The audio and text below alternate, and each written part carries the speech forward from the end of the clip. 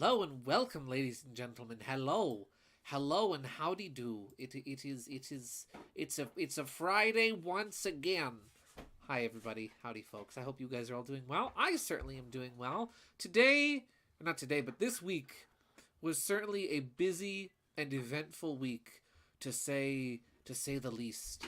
Let me see whomst is here, so I may say hello and welcome. Zach Gray, Teeter, Mario Simpson, Luna, KG, Cherry, and Aiden Garcia. Howdy do, folks. Welcome to the stream.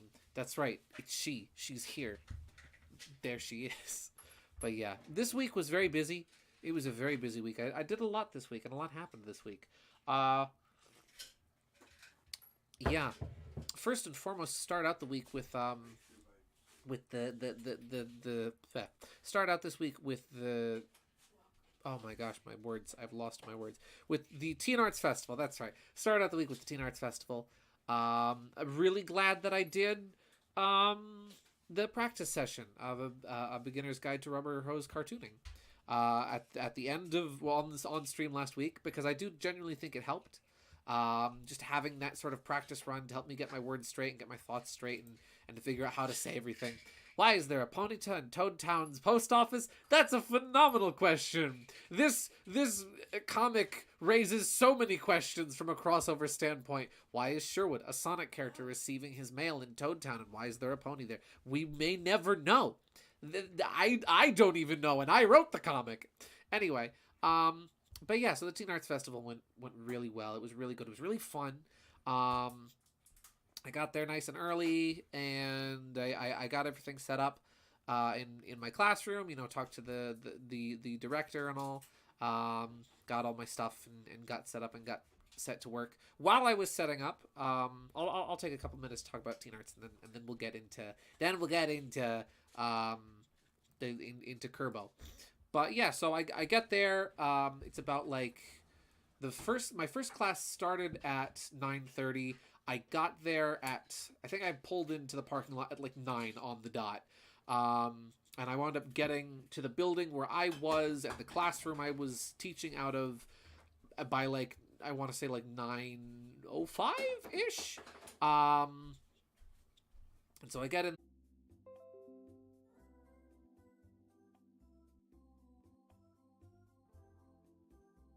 I see I'm back. That's lovely. Optimum and OBS, they're so good. Guys, I love my internet service provider. Don't you love your internet service provider? I love mine. Mine's really good and really cool. Yeah, great internet service provider I've got. Okay. Anywho, so yeah, the Teen Arts Festival was really fun. There was a lot of really cool art on display from the students, and actually teaching the class was great. It was absolutely phenomenal this year, the actual like process of teaching, because the students were engaged, they were asking questions, they were making jokes, I was making jokes, they were laughing at my jokes. So you know, you can make as many jokes as you want, but unless your audience is actually laughing at them, you're in you're in deep water. So it was really good. It was one of the coolest things is the classroom I was teaching out of is like right at the center, right at the heart of where all the art is on display. So, you know, I go to my class to set up and to get ready, and it's like, oh, hey, here's some art here, here's some art there. It's everywhere. It's all over the walls. And I gotta say, one of the things that was really genuinely very uplifting for me as an artist, especially in today's art climate, shall we say, is seeing young people, seeing kids and students and teenagers who just love making art and love doing art, because that's what I love doing. And it's amazing because, you know, it's very easy to get disheartened in regard to art, I think, nowadays, in regards to drawing, painting, whatever you want to do, especially in the climate regarding AI and whatnot. It's very disheartening to think, you know, you can put all this effort and all this love and care and work into something only for somebody to generate something to compete with you, or to even steal what you made to help generate something for them. And that can be really disheartening, but it was so uplifting for me to see all this art and to see all these students who loved making art and were not and we're not even worried about those things. We're just like, hey, we're making art, we got our art on display, it's here to see. And just that was really, really uplifting for me. And again, the art was phenomenal. I checked out some of the art some of my students had on display there. Yeah, it was so good. The one student I had, she had this, her name was Cameron. She had this piece on display of a possum, and it was really nice. She had like a really cool sort of angular, well, not angular, but I guess angular would be the proper term, with sharp angles and whatnot going on. Like by the time it reaches its tail, it was really cool. And she wound up showing me a bit of her sketchbook, because she was one of, if not the only student that came in with a sketchbook instead of just and her own pencils, instead of just using the paper and pencils that I had set out on the tables. And she showed me a bit of her sketchbook after the class she attended, and her art was delightful. She wound up drawing, instead of doing like a new, 30s tune, or even just copying the Sherwood I was drawing on the board, she wound up drawing Peacock from Skullgirls, and it was delightful. It was really good. I enjoyed it. I enjoyed looking at it, and she showed me a bit more of her sketchbook, and I'm looking, she's showing me and flipping through pages, and I'm like, oh, there's Mega Man EXE from the Battle Network games, and oh, you draw in graph paper too? What? That's awesome. And then one last quick thing about the Teen Arts Festival before we get into Kirby, is one of my students I had last year in, I think, my second session, because it's 3 sessions. It's 3 sessions, 3 45-minute classes. It's the same class repeated 3 times from 9:30 to 12:15. And so this one student I had that came in, his name was Dom, but I wound up getting to know him as the hot dog kid, because he comes into the classroom last time and he was a little late, and I asked him, kind of my opener with all the students is, okay, what's your name and what's your favorite cartoon? And so I ask him, this is last year, I first ask him, what's your name? And he stammers for a bit. He's like, hot dogs. And everyone just starts laughing. And I'm like, all right, that's fine. It was like one of those Freudian slip type things. He didn't mean to say hot dogs. That's just what came out. And so then when I asked him, oh, well, what's your favorite cartoon? He stopped for a minute. He's like, hot dogs. And so it was just really funny. And he wound up coming back, and I wound up having him in one of my classes again this year.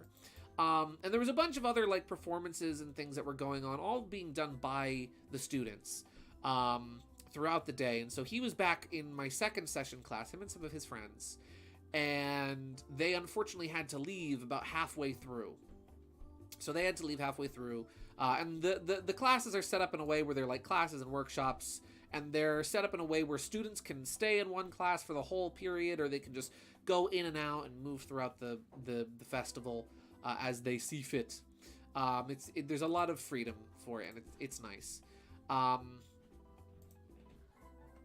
Yeah, and so what wound up happening was he and his friends, they wound up leaving the class to go somewhere else about halfway through, and they said they'd be back. I'm like, okay, they'll be back. Maybe they'll be back. And what do you know? As I was finishing up my third session, I was literally like giving closing thoughts, and I was like, if you ever find yourself struggling to draw something, you might think to yourself, like, how would they have done this back in the 1930s, and maybe it'll help you, blah blah blah blah blah. As I was wrapping up, they came back in, and they're like, hey, can we continue? Can we rejoin? I was like, oh, absolutely. And so the students from the third session wound up leaving, and they stuck around, and what wound up happening is I resumed from where I had left off and teaching them during the second session, which was like the perfect halfway mark. So instead of just teaching 2 classes, instead of just teaching 3 classes, I wound up teaching 3.5. And it was really fun. And they just, they were having fun. They were super engaged. They were making jokes. They were having fun. And it was absolutely phenomenal. If I had to sum it up in one word, it was phenomenal. But yeah, so that's the Teen Arts Festival. That's how the Teen Arts Festival was. And it was fantastic. And to think that's only how my week started. That's only how the week started. A lot more happened afterwards. So that's how the week is going. KG sent a bunch of plushies. I am just saving them real quick. This one's really good. Okay. Let us begin. Let's take a spin and begin traveling in a world of our creation. What you'll see will defy explanation. All right. Gideon, why does Sherwood have 2 hair spikes on the back of his head? Because it was easiest to draw it that way in that little comic. That's why. Live chat. Thank you for the reminder, Cherry. Yeah. Hot Dogs is a great name. It is! And he was he was honestly one of my favorite students. He was great. Before we begin, we have a plush here.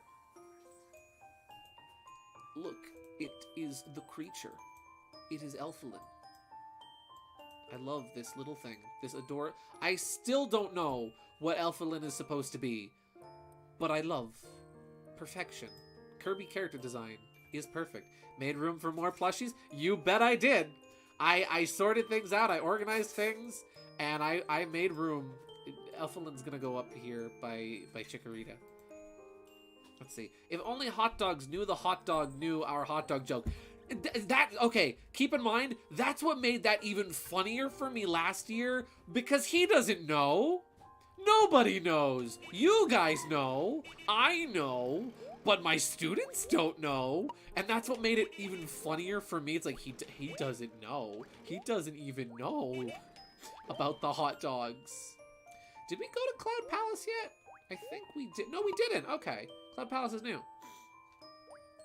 Chinchilla, I think. Oh! It's a chinchilla. Nice. Time to get Tempest at the towers. Kirby's an epic gamer, which means he doesn't get any respect. Alright.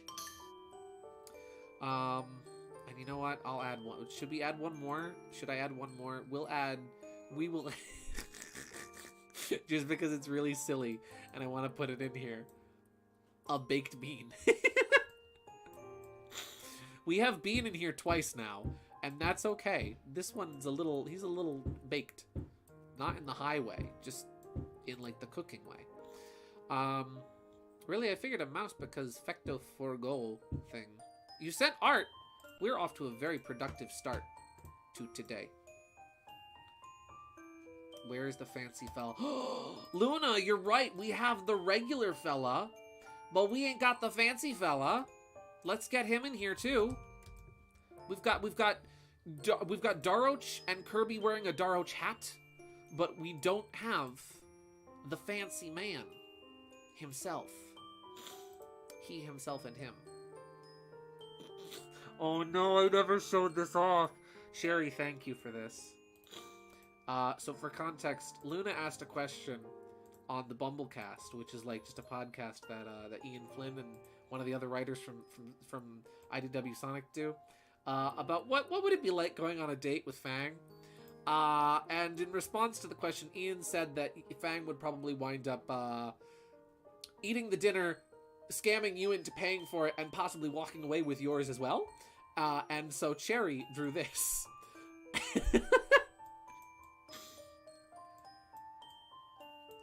Well, sorry to eat and run, Toots, but I got places to be. Sure you gonna eat that? No? Waiter! I'll take a doggy bag right here. You got a to-go box? Perfect, thank you. I love that so much. And real quick, we'll put the fancy man in here. Look at him.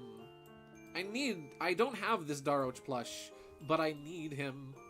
I need him in my life. We'll put him, oh golly, he's upside down.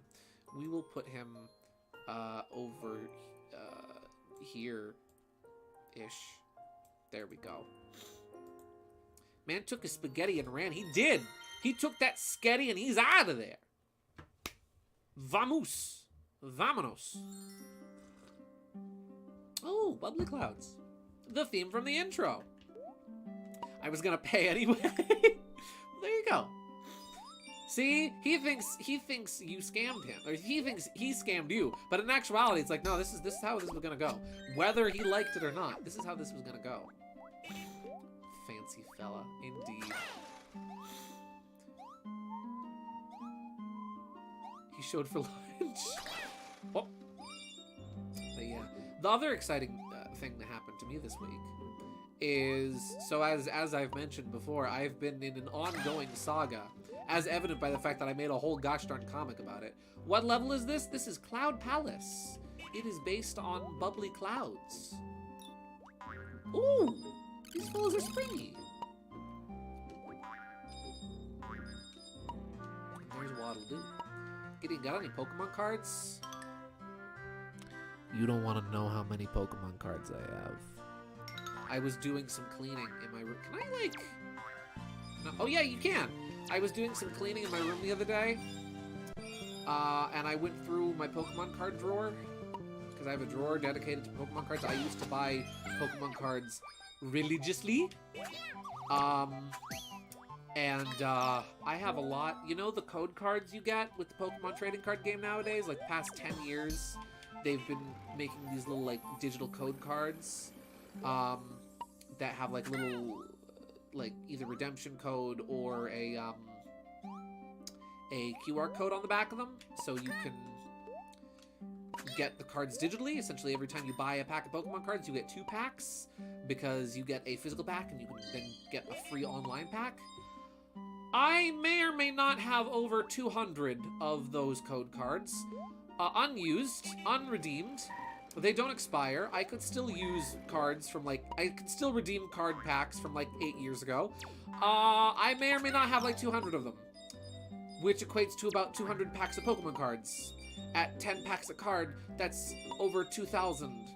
And that's not even counting the rest of my collection that I have from packs that I might have split with my sister, or from booster packs that had one code card but had, like, multiple packs of cards in them. Oh, hello!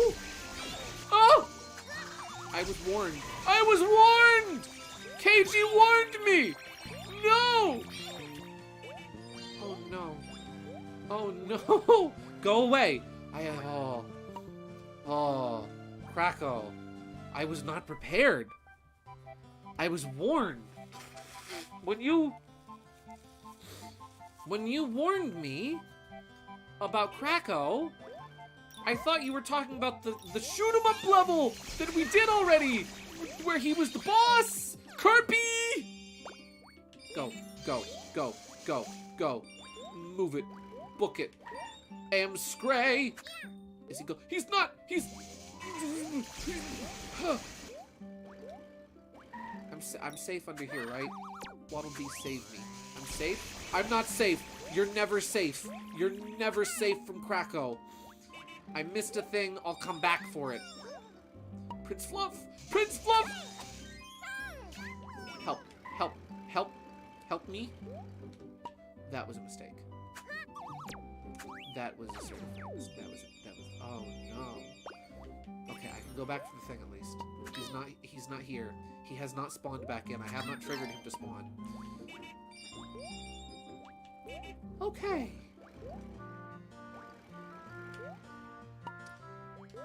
So Gideon, when are you gonna share them like you said you would? I will. I have to take them out and like dust them off and figure out like which ones I want. Because there's like a couple like booster packs in there I remember redeeming that I would like to have. Like there was like a couple like special like Gallade packs that I got that had like a promo Gallade card and everything. I would want that. So I'll have to like find that, and then if you want to, I will split the lot with you.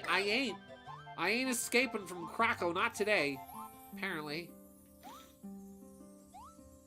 But yeah, so I've been struggling with the postal system and IDW because I ordered Fang the Hunter Volume 2. And it arrived without my knowledge. They never notified me it arrived. It was at the post office for 3 hours, about 2 days prior to me being told it was supposed to arrive.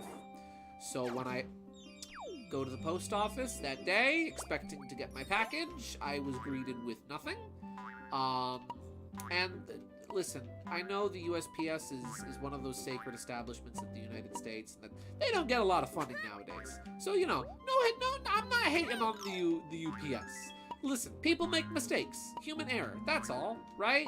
We all make mistakes. We all have those days where we goof. We goof at work sometimes.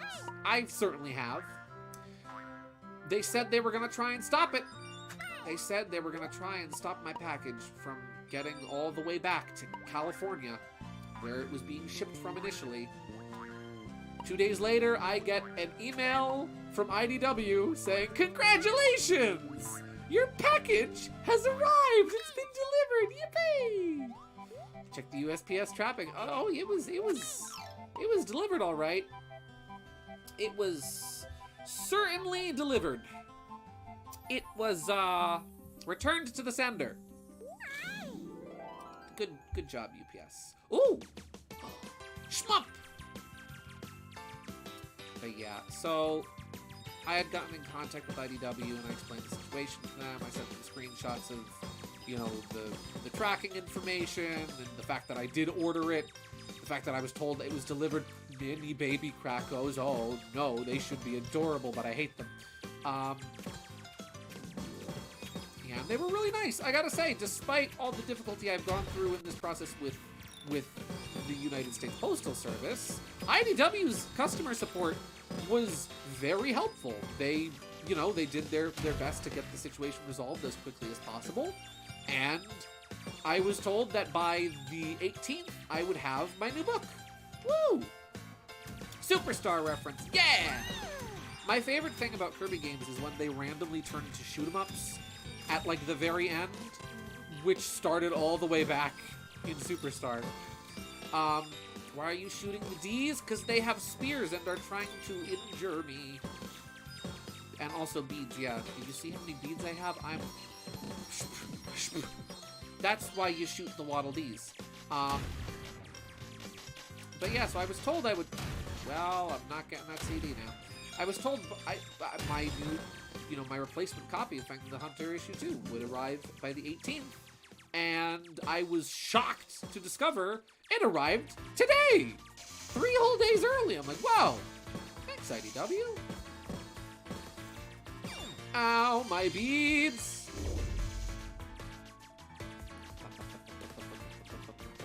I like you can just hold down the button. Yarn D's are evil. This is true. They're not like regular Waddle Dees. They actually are evil. They're evil Waddle Dees created by Yin Yarn.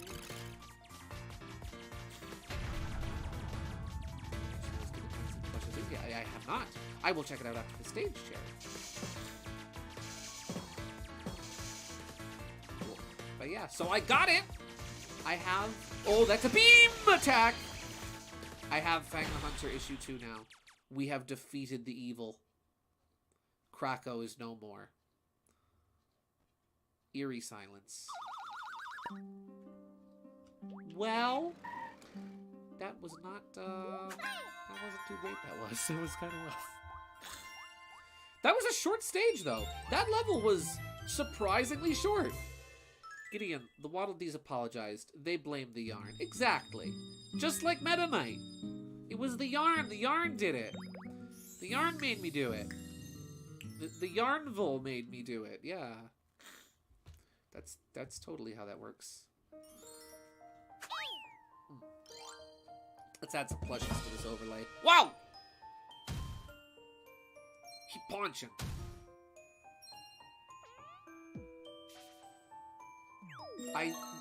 Words cannot express how much I love the anime design of DDD's castle. Short but sweet. True. For as terrifying and obnoxious as Krako is, at least as far as stage gimmicks go, he doesn't overstay his welcome. Cherry, this turned out absolutely phenomenal. And just to double check, you're all right with me showing this on stream. This turned out absolutely fantastic, and I love it. That is so good. The clothes turned out fantastic. That's perfect. While I wait for a response, because Dora silence, we will put another funny plush from KG. There's a sunflower from Plants vs. Zombies. Yeah, We'll put the sunflower down here by Gudra and Celestia. I only realized while I was cleaning up this overlay and editing all the plushes, I accidentally just freaking over... I don't even think I did it on purpose. I just put Gudra over the top of Celestia, and she's like, she's gone now. This is Gudra's place. Yeah, she still doesn't have the hood, but other than that, she's finished. Well, let me show you this amazing plush that Cherry made. Technically, there's two. These are both handmade plushes by Cherry. Look at them. They're perfect. They're absolutely fantastic. Look at them. We got Neck, and we have Cherry, or Sapphire rather. They are absolutely phenomenal. They're perfect. Holy cow. I cannot express how much I am absolutely impressed by the stunning work in this plush. This feels like something you would have gotten from like a factory, you know, like a plush manufacturer. That is absolutely phenomenal. I am so impressed by those. You did an amazing job. I saw photos of this plush while it was work in progress, but now it's done and it's like, that's incredible. Absolutely phenomenal. I am so impressed by that, Cherry. You did a phenomenal job. Holy cow. Bravo. You should be proud of that because that's so good. Color me impressed. Let's go to the castle and see Dee.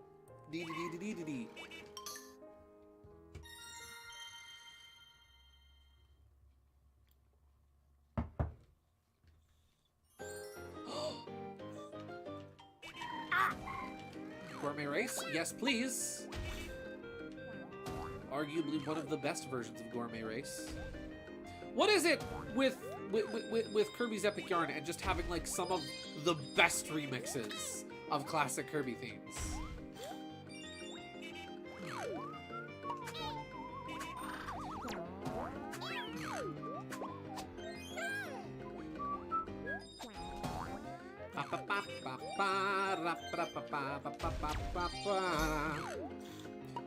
What's over to the side? Vibes. We got the vibes. We got those Kirbo vibes. Nice gears. I really like that this design of Castle Dedede, so on the outside takes inspiration from the anime, but on the inside is more so based on Dedede's castle in the Game Boy Advance games in Sweet Squad.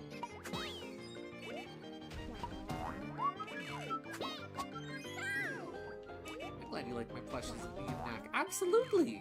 They're superb!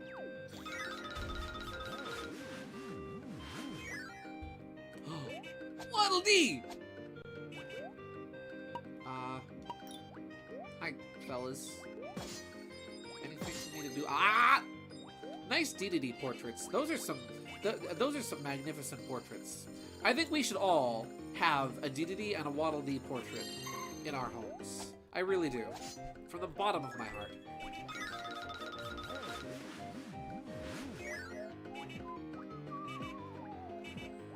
Beep, beep. Beep, beep! Thank you, Kirby. What? Oh, that. Actually, oops. Actually, no, this is far. I mean, this courtyard area, that's very right back at you. Gears. Dedede's got gears in his walls. Dedede, why you got gears in your walls? What are you doing? What are you doing, Your Majesty?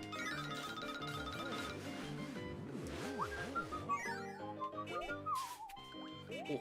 Oh! They do be shooting. Rootin', tootin', ready for shooting. That's what these Waddle Dees are doing. But yeah, so I got Fang the Hunter Volume 2 today. It is absolutely fantastic. I'm really enjoying... Ooh!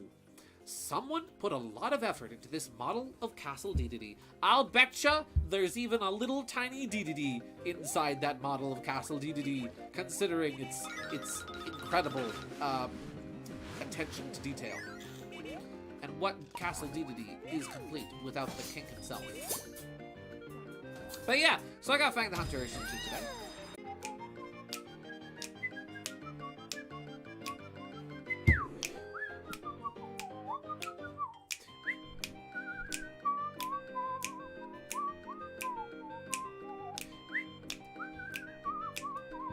Oh, am I back? Hello! Howdy do. Hi, folks. Okay. So, back to my thoughts. I will restart my thoughts. So, my concerns for the story they're no longer really as much worries as they were before, and now just sort of concerns. My worry initially for the story, based off of where it was going, there's a lot of bombers in this room, was that this was going to be the hooligans' breakup story. That fear, for lack of a better term, has kind of subsided, and I'm feeling a little bit better about it now, to where I feel like that's not really the direction they're going to be going. Close direction, but not quite. I don't think this is going to be the hooligans' breakup story. I do think this is going to be a story, though, where you're going to wind up seeing, by the end of it, you're going to have Fang is going to respect Bean and Bark a little bit more, and Bean and Bark are going to come to value Fang a little bit more. You know, I've said it before, but something Ian Flynn likes doing with his characters and his stories is he likes writing stories where characters, you know, work through their problems and grow and improve as people. And that's kind of the general idea the general vibe I'm getting here. Did anyone else not like issue 2, or even 1 for that matter? I feel like I'm going insane. I liked it. Copium! Are you telling me I'm coping hard? Listen, no. Genuinely though, I that's kind of the direction I can see the story going in from this point, because now you've got, there we go. Oh, I don't want to go this way. What? Hi, Peppermint. Howdy do. I am talking about Fang the Hunter, Volume 2. I finally received my copy today. Ah!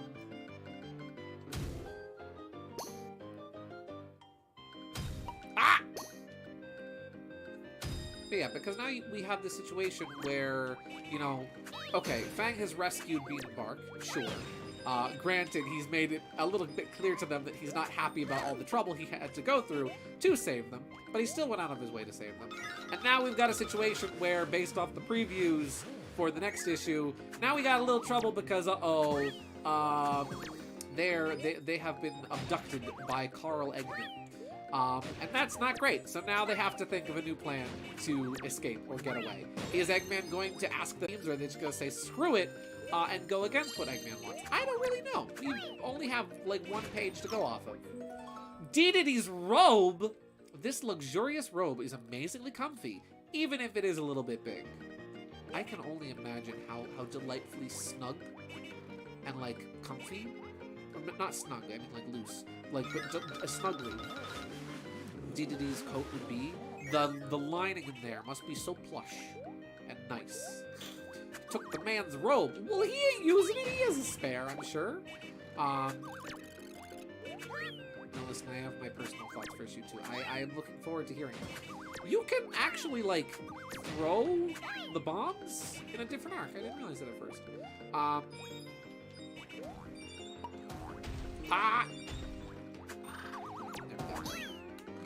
Yeah, I'm okay with both as considering them at the start. The beginning of the story, I feel like 3 and 4 are like the climax and the ending sort of thing. So I'm not giving my full verdict until it's over. Yes, that was something I was even thinking about myself, is that keep in mind, we only have half of the story so far. This comic is only halfway done. There's still a lot more to happen. We've had the setup, we've had the conflict, but now we do not have the resolution. So there's still a lot more to go. Yeah. Fang is delightfully vain. His ego is on full display, and I love it. Ooh, chunky. Bean and Bark, I'm still a little iffy, not on, like, their roles as characters, but more so on the way they're written. Ow. The way they're written, I'm still a little iffy on, though I will admit that there is one joke that I would have written myself. Genuinely, like, these are jokes I write, where Fang saves, you know, Bean and Bark from Knuckles, and Bean's like, hooray, we're saved! And then Fang's like, you know how much trouble I went to save the two of you? And then Bean's like, Hooray, we're saved. And they both have very frustrated expressions in that panel. That is a joke I would have written. That's the type of dumb humor I put in my comics. Let's see, issue 1 hinted that there are some tensions, but the group didn't realize everyone needs each other, which I am glad issue 2 tackled. Yes, absolutely. See, that's what I'm thinking. Again, you know, if we go from it from a purely observational standpoint, Fang's abilities are far less overstated, shall we say. They're far less easy to spot than, say, Bean and Bark's are. It's like, what can Bean do? Well, Bean, he can create explosives and detonate them on command. Bark is super strong. What's Fang do? I don't know. He has a bike. He can shoot the gun really good. But again, for as much as, you know, he's a trickster. He's a planner. He weasels, you know, pun fully intended, his way in and out of problems. He may get the hooligans into a lot of situations, but he certainly has a knack for getting them out of situations. And again, he is an incredible crackshot aim. So Fang does have his talents and his abilities, but they're a lot less obvious, and maybe a little less practical, as Bean and Bark's are. I kind of wanted to keep my sword, but Bomb is kind of neat. Can I have my sword back, please? Thank you. And so while Bean and Bark are like, yeah, we don't really need you, it's like, okay, well, maybe they're going to realize, hey, we kind of do need him. He may get us in a lot of trouble, but he gets us out of a lot of trouble.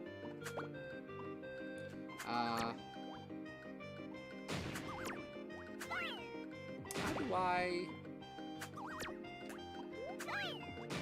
There we go. Let's see. How is Fang gonna make up for threatening Bean and Bark to basically jump into the middle of the ocean? I don't know. I mean, that was a bluff. That was a bluff of all bluffs. He only did that because he knew they wouldn't jump out. There we go. Bean probably could have, because he is a duck. Or at least part duck. Well, Bark could have probably done it too, because polar bears can swim. So I don't really know what their deal was there. But yeah, I don't think necessarily the point of that scene was to make up for it. But, you know, it was just, you know, he's not going to make up for it. They dumped him by his next appearance in the timeline, Sonic Superstars. Yeah, but, yeah.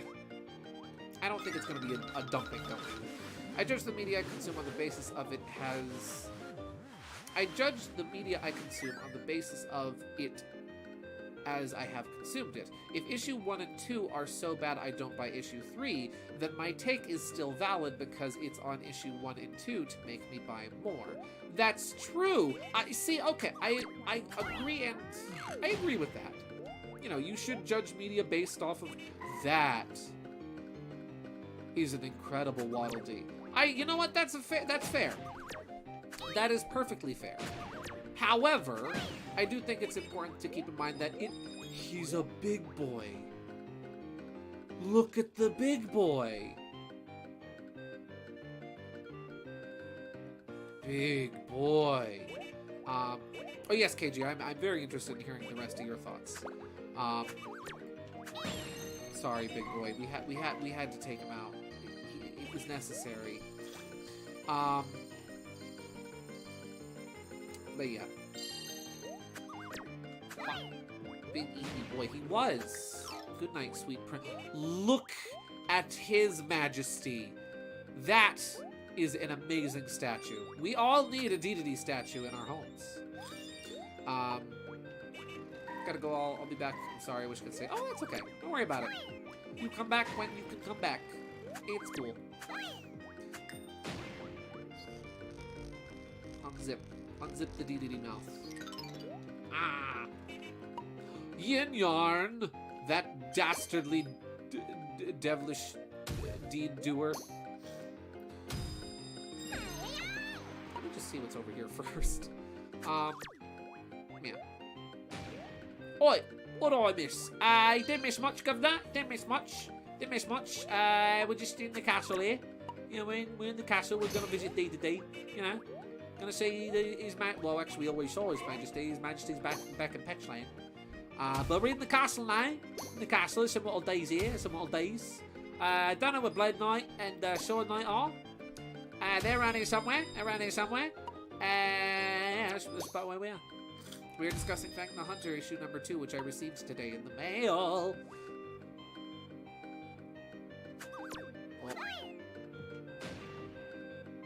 Bah.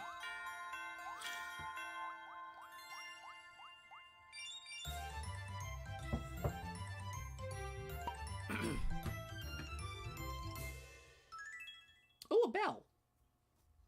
I wonder what that could be for.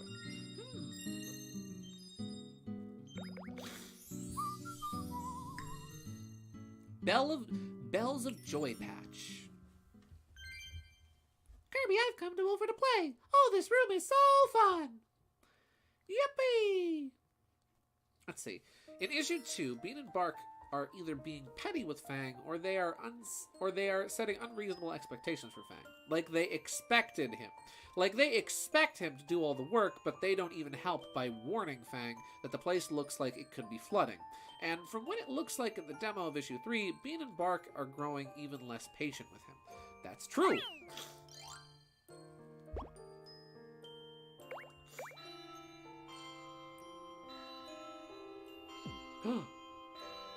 Oi! No! You evil man. You horrible poncho. Oh. Oh. Oh, that's probably fine. Well, I think we found the final boss. Yes, we did. We did find the final boss.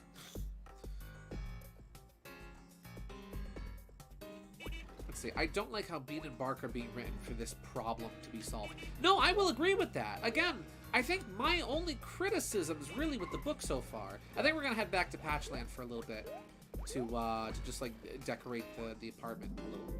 My main problem, and I agree with that. Again, I'm not the biggest on the way Bean and Bark have been written so far, because you know Bean is, I don't know. I wouldn't say it's unreasonable for Bean to be the voice of reason, but Bean is being a little, as you said, very petty, and Bark is just kind of, Bark's just kind of there.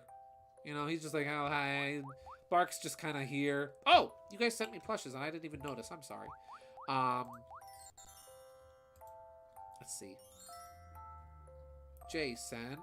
Ooh, look at this lad. He is goofy, and I love him. And Teeter, you've sent something delightful.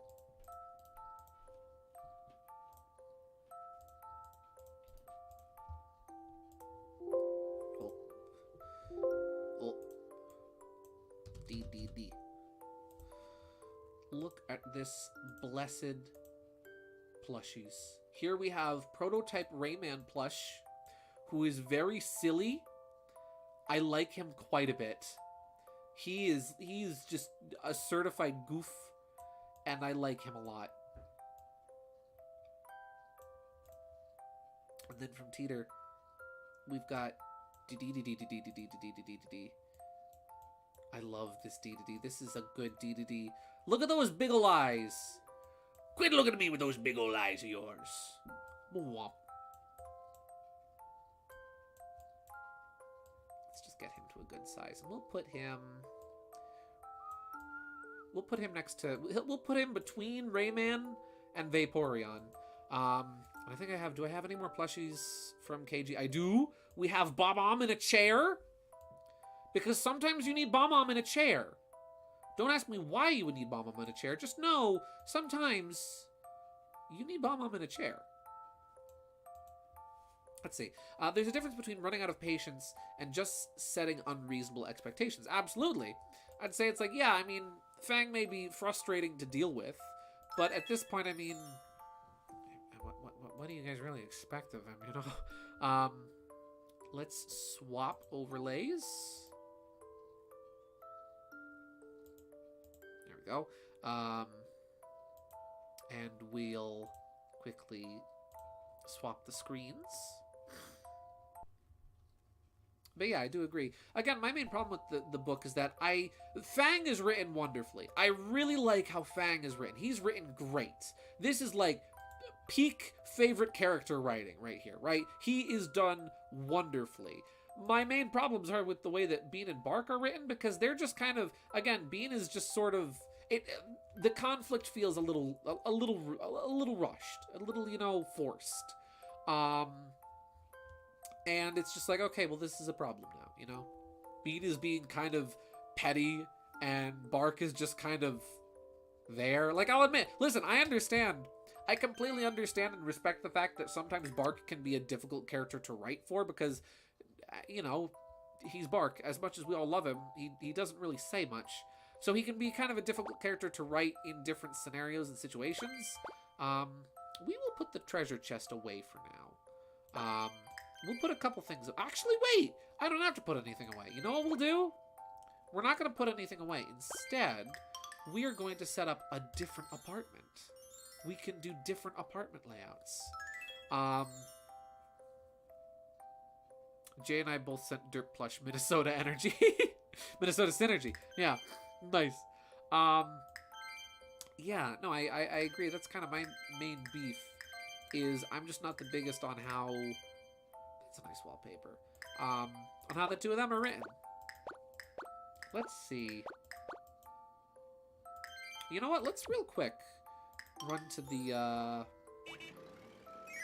we'll quickly go to the store and see what can be purchased from the store. I agree with... See, I'm glad we're on the same page here. Sewing machine, yes. Fruit bowl. It's gonna get a little fruity. Absolutely. Flower basket, yes. Phone, fourth witch to make scam calls from.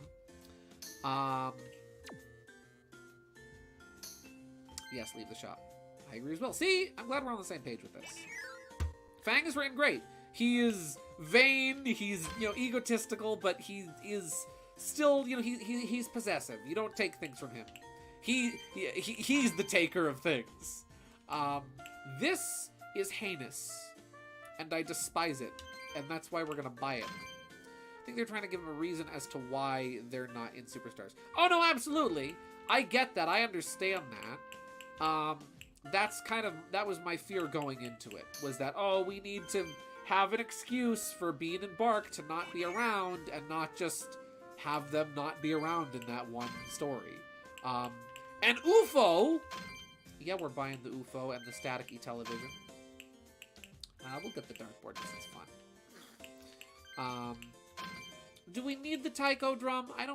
We'll get the taiko drum. Why not? And bear in mind, this is the first time we've gotten any official media of the Hooligans, but the fact this says that they are a group for a while, and this has been happening for a long time, tells me that... I'll give you a second to finish the thought. Yeah, that was something I was thinking about too, is that, like, you know, were the Hooligans even together outside of, like, the Archie comics? Well, keep in mind that Bean and Bark have only been in... Bean has been in 2 games, one of which is... Oh, no, Bean and Bark have both been in, like, 3 games. Bean has been in The Fighters, I believe, Fighters Megamix, and then a soccer game he makes a random cameo in. And then Bark, it's been the same, where it was Sonic the Fighters, Fighters Megamix, and that's about it. And then, you know, Sonic Mania, the 3 of them show up as illusions created by Heavy Magician, which is kind of their first appearance in a game appearing as a team. However, prior to that, in the comics, in the Archie comics, they were, like, always a team. There's only, like, a couple times that... Earlier on, Fang appears by himself, and Bean and Bark do have a few appearances where it's just the 2 of them without Fang. But for the most part, it is the 3 of them together. Let's put a fireplace in this room. I'm just decorating a nice room now. Let's see. Bear in mind that this is the first time we got any official media of the Hooligans, but the fact that this says that they are a group for a while and this has been happening for a long time tells me that they don't really coexist. I think that's it. Basically, they just don't work as a team. Yeah, but I mean, that's true. And that's the thing, is that they don't work as a team. So they should learn how to work as a team. You know, let's use... I'm just decorating this room at this point.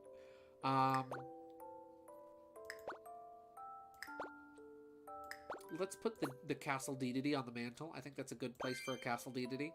And then we're gonna go and we'll get a table. A nice looking table. This is a good table. That table's gonna go here. And we'll put some food out on the table. With some coffee. And a little toast. I think that'll be nice. Coffee and toast on the table.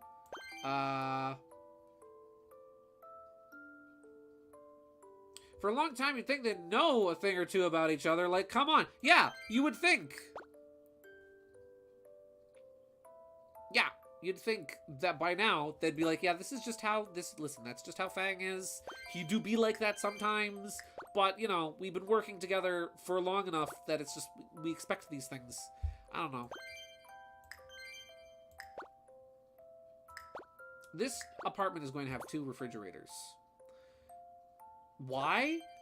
It seems like it's just the thing to do, you know? Why not have 2 refrigerators? But yeah, so what's, you know, what would be very kind of disappointing in my opinion is, so keep in mind, this is the first time in the, like, current canon that we are getting the hooligans together. You know, aside from Seasons of Chaos, which did come out first. That came out 2018. So this is the first time since then that we've really gotten to see the hooligans all together and in action since, you know, Archie. This is the first time they're appearing in IDW. This is the first time they're doing anything since the older comics ended. So I will say that it would be kind of disappointing that now that we have this new canon established, now that we're here at this point, it would be kind of a tease. It would be kind of disappointing to have that and then just be like, nah. No, we're going to split them up. You know that group of characters you guys really like that works together and is cool together? Yeah, no, we're going to split them up. It's just going to come to an end. There's Squashini. We don't have Squashini, but we might need Squashini. That's what I'm saying. If they've been a group for a while, they would know something about each other. Anything. Like, you've seen how observant I am to a multitude of people. Exactly. When you have a group of characters that's together, that works as a team to do things together, I mean, for crying out loud, I would say even Seasons of Chaos does that a bit better, where, you know, there's the part where Fang tells Bean to go get the bike. Bamuk, get the bike. And Bean's like, oh, but you said I couldn't drive it after what happened last time. Like, even there, you have Bean admitting he did something wrong, and he screwed up. It's not just, oh, it's Fang's fault. That's another thing. Is like, Bean and Bark just kind of blame everything on Fang. And it's like, yeah, Fang screws up, Fang makes mistakes, but not everything is his fault.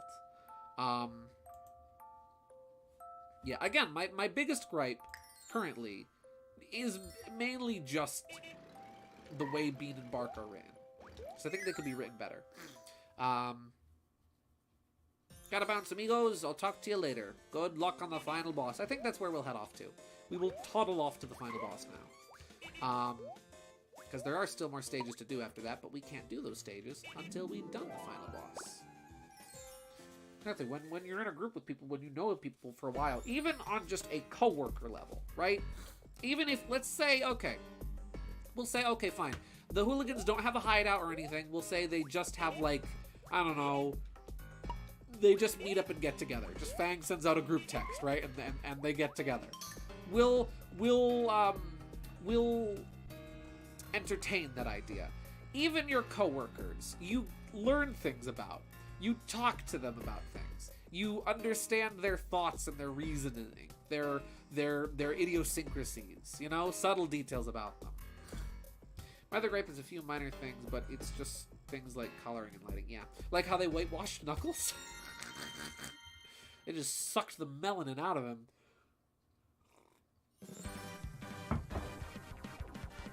Oh! Oh, boss rush! is Dragon, is Fangora. I saw some fans complaining about them not being in the Japanese names. Are they not?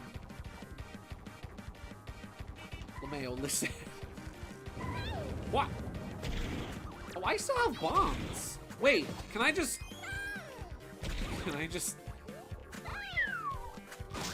Yes! I can get beads easily this way! Oh. I forget which Kirby composer this is, but this is very clearly the same composer as Squeak Squad, and I like that. Is this Mega Man? No, this is Mario. Hey, hey, hey, hey, Gaming Yoshi Fanatic, welcome to the stream.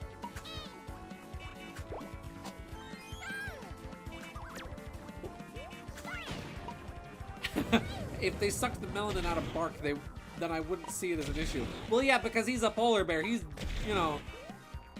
Though he probably sees a lot of sun, too. Squeak Squad, my beloved. The best Kirby game. That game is short and sweet, and I love it. Oh. Oh, what am I supposed to do here? Oh. Whoa, hello! My beads! Where are my beads? Where are my beads?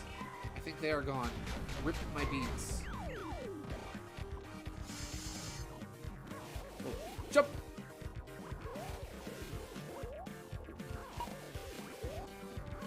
I can tell it's the same composer by that specific horn sample. Huh. He was under the moonlight like Knuckles was. Exactly. Well, that's the thing. I get it. I understand it was just a matter of the lighting. It's just funny the way it looks. It's just like the moonlight and the fluorescent light coming from the Marvelous Queen. It makes their skin look lighter. But Knuckles is lighter than Bark. This is true. Come here, you. Come here, you. Wham. Did you begin stream an hour early? Oh my lord, you don't know. You don't know about daylight savings. Man, I feel bad joining this late. I was hanging out. No, you're good, my guy. Don't worry about it. And also, hanging out with a friend, that's more important than my stream. Don't worry about it. But daylight savings is a little thing we do here in the United States where we set our clocks back and forward according to the time of year it is. It has historical significance. I forget exactly what it is. It's silly, to say the least. My beads! My beads! Ah! That's right. Give me the beads. Give me the beads!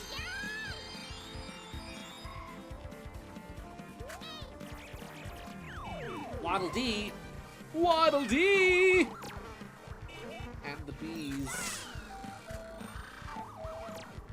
Oh, he is out of beads to drop. Okay. Chunky. Little laggy, little chunky, not gonna lie.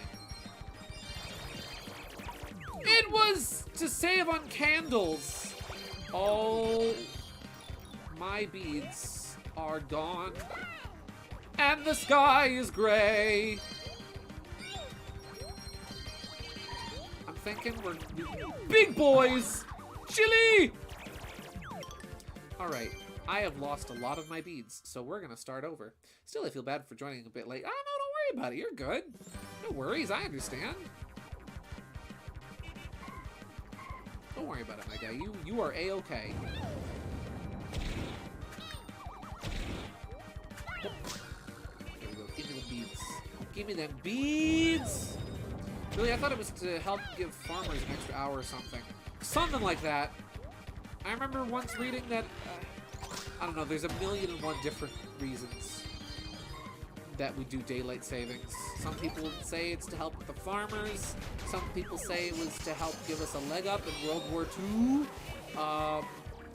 Other people just say it's dumb and silly. A fun fact about daylight savings, there are parts of the United States that don't even do it.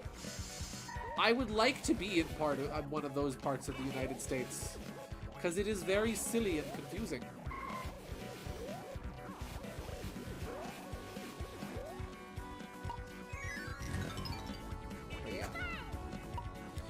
topic of Fang Hunter, I still have a lot of theories. Could I show some art to the stream, by the way? Add some ready to... Sure! Yeah. I will show it once we're done with the final boss. Absolutely. I'm still trying to figure out what's going on with our friend, the 8th Chaos Emerald. Still unsure on that. Because, like, either it's just completely japes, right? And it's just a bunch of bunk. Or it is the Warp Topaz. The Warp Topaz theory is gaining, like, some really solid weight to it. And I am honestly considering that might be it. Kirby, go to the door. Let's see. A wartime for 7 months during World War I in the interest of adding more daylight hours to conserve energy resources. A wartime measure for 7 months during World War... Yeah, look at that. Huh. Warp Topaz gang! It makes the VoIP noise. The onomatopoeia is the same. I'm just saying. Move it.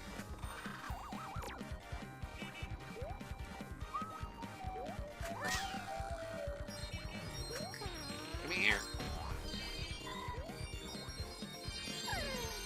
I don't want to get dunked in a pit again, Yin Yarn! Yin Yarn! Oh, there go. I am just gonna... We're gonna start again. Because I would really like to get that patch for the other level. Okay, we can do this.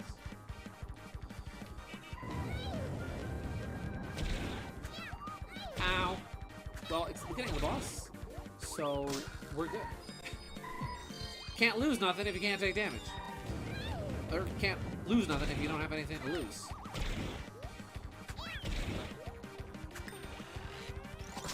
I'm curious, because we get Fangora, and then we get Kapamari. So I am curious if we're going to get the other bosses as well, or if it's... Son of a goat. Or if it's just the two of them.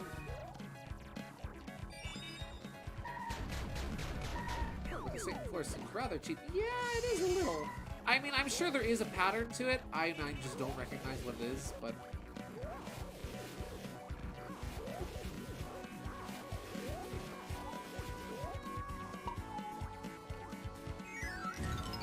Idea. I sent it to you now, my guy. Okay, I'll check it out in just a minute. KG has an idea. I do like when KG has ideas. Don't go for the beads when Yin Yarn... Don't go for the bead when Yin Yarn is singing. Yeah, the platforms. Yeah. Yeah, because I just wind up getting myself hurt that way. I get myself hurt anyway, though.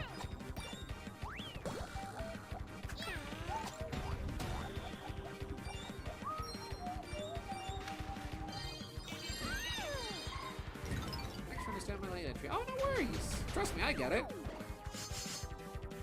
It's cool. I understand. And again, it is 150% not your fault. For you, it's the exact same time of day. I'm the one with the weird time scheduling.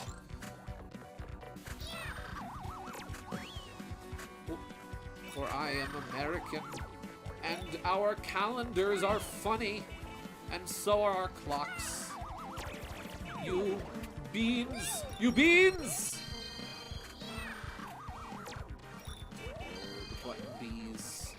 Button bees. More beats. There we go. Chunky. He's got a little chunktacular. Here we go. Bop. Oh, is this like a spread shot? It is! Spread shot bees! Okay. Start on the far end. And then quickly dash across before he's done. That was on me. That was on me. I should have just been smart and just not. I don't really know what I'm supposed to do here, because you can't grab the Scarfies. I guess you just kind of have to wait them out. Big boy! Big boy can hurt you. Chili, help me. Chili, help me! You live to make me suffer. I think he understands this. Oh! Oh! We did it! Yeah!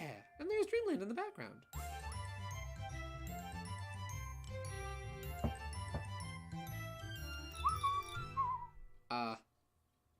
What? What do you mean squeaker noises? What do you mean squeaker noises? Oh! Oh! Hello! Hi, big boy. How's it going? Ah. Oh, hi, Meta Knight. Meta Knight is here to help. And Prince Fluff's just like, I'm out of here. Shoot.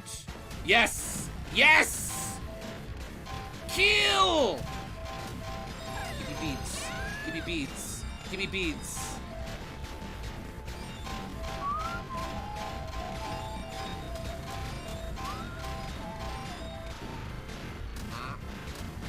Ooh. Ow, my beads. I can't get those ones over there. I literally can't get those ones that are over there.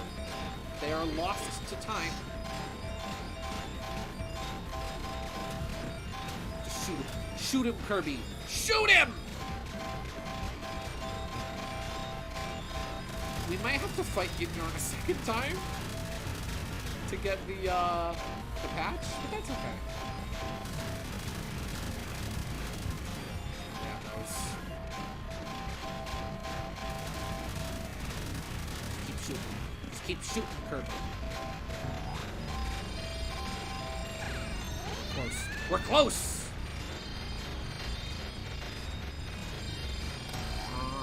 Yeah! The evil has been defeated. Oi! Yeah, get out of here! Get out of here!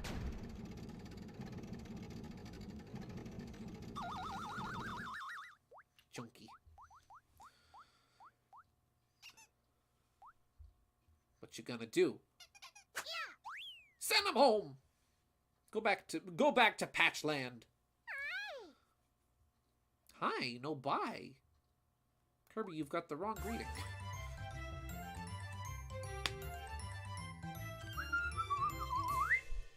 A late joke, but Fang finds out the real Chaos Emerald was the friends he had this whole time.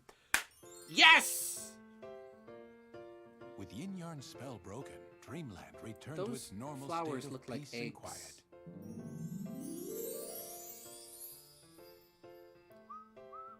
Well, I guess this is goodbye, Fluff said. Aww. It made Kirby sad to see his new Don't friend leave. Can hang out, be Buck friends. up, Kirby. As long as you have this magic sock, you can visit me anytime. Until then, Fluff said as he returned to Patchland. Bye, Prince Fluff. And that's the Bye. story of how Kirby and Prince Fluff defeated Yin Yarn the Sorcerer. Yeah. And restored peace to Dreamland. Look at that. Just another planet in the grand scheme of cosmos and whatnot. Well then, Kirby's Epic Yarn. This game is absolutely delightful. My goodness. I'm kind of sad that I waited as long as I did to play this game on stream because this is wonderful. I never finished this game. I never beat this game. I have it on both 3DS and on Wii, and I never finished it. And I gotta say, what a delightfully charming game. I found myself smiling and having a good time throughout this whole game. There was never a point where I thought to myself, I am not having fun. This is just a fun game. And what a chill game. Such just a very relaxing game, the relaxing atmosphere. The soundtrack is one of the best parts of this entire game. I think we can all agree on that. And the art style is just delightful. You know, I love to sew and make stuff. And just the art style here was fantastic. It's my comfort game. The Wii version is my fave. Well, that's a good pick, gotta say. And you know, I'm very impressed with the 3DS version, because the 3DS version does add a considerable amount of new stuff. Sure, it doesn't run the best.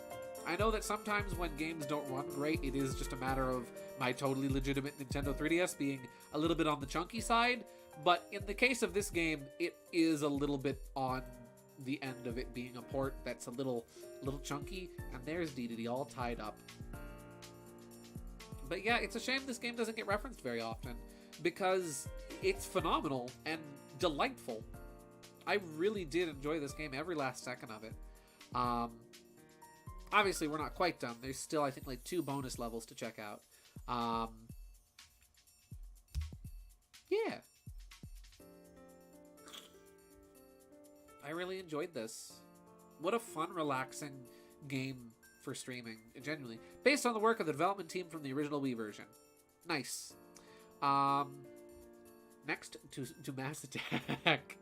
Oh, soon. I have some other games I have planned beforehand. But we will get to Mass Attack sooner or later. We gotta get to Poke Park, and we gotta do Paper Mario 64, and we gotta do Forces Overclocked. Yeah.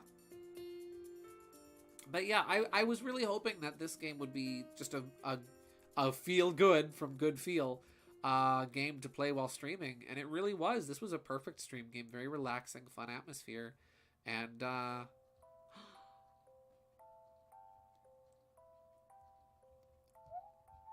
The next day, Kirby fell asleep in some shade.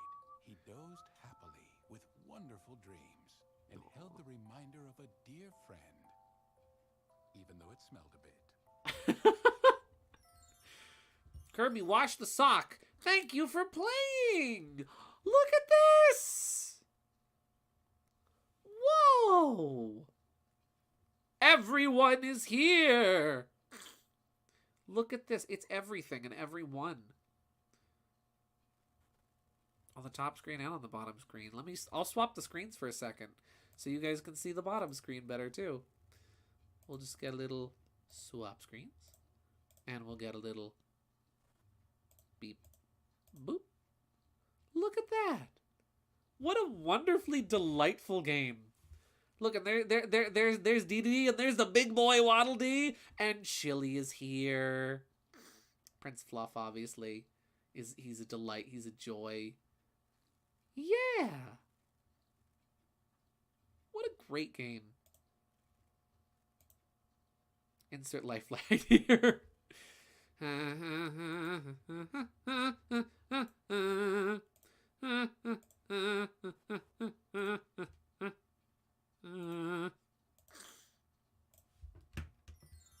Let's see.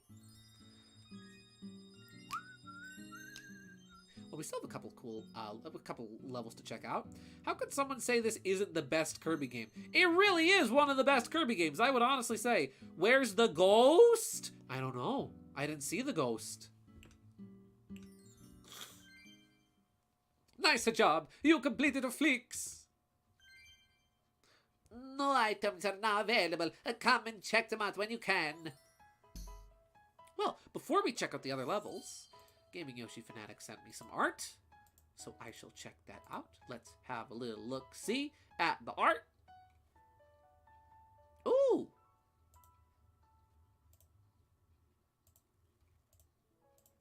Oh, this is some good stuff here. We have some Contra fan art featuring his character Camo Wolf. This is some good art right here. That's my 3DS. We don't drag images into the 3DS. Check this out. This is some good art. Good background, might I add. Very solid background going on here. Really like your use of colors and shading, as always. This is some good stuff. I like this. And I like that you included your character as well. I like the big, the iconic Contra C in the background. And those trees, the trees look really good too. I really like the foliage. That's some good art, my guy. A+ art.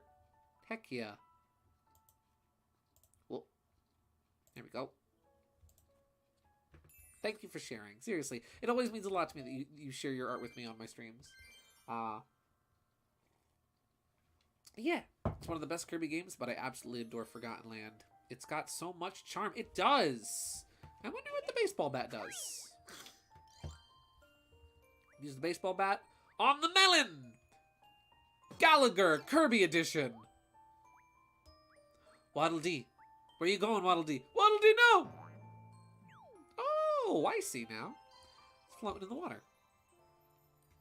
Metamelon Isle. That's a mouthful. Metamelon Isle, Metamelon Isle, Metamelon Isle,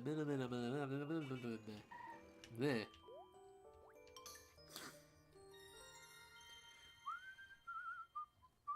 Conversation-wise, what did we miss? Okay, so we discussed the characterization of Bean and Bark.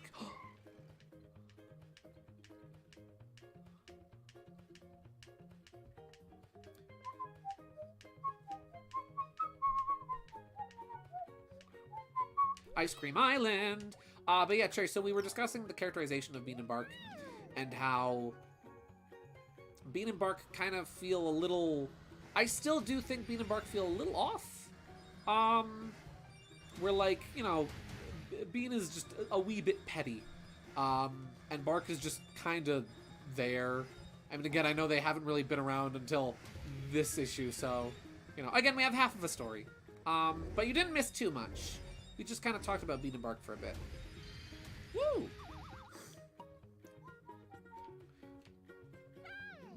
Bark's characterization is great. Bean and Knack are bad. I disagree that Fang is bad, but I'm glad that we're kind of more agreed now that Bean is questionable at best. Is this going to be like a big stage where we play with all the transformations? I like this. I like this already. Let's see. I brought up how I didn't like how... Ooh! There's a hole there. I didn't realize there was a hole there. I brought up how I didn't like how they have been a team for a long time but didn't pick up on any of their personalities. Yeah. These coworkers know each other and just don't know each other.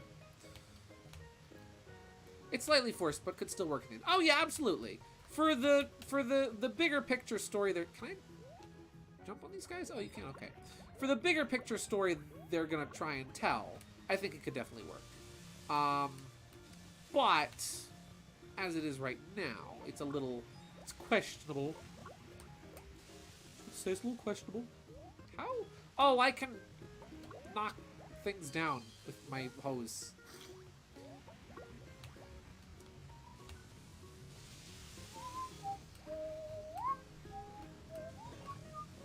Oh, shoot. I don't want to shoot the beans down while they're in the lava. I want to shoot the beans down while they're up on top of the rock. Well, shoot. Here we go. When are we gonna get to the train? Can I play with the train now? Oh, the dolphin. Dolphin is the delight anyway. Woo.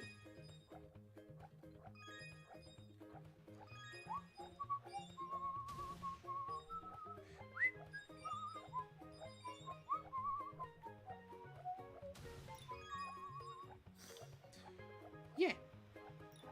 Wow. Oh, this is fine. This is fine. This is fine. Oh, hello, Gordo. Let's see.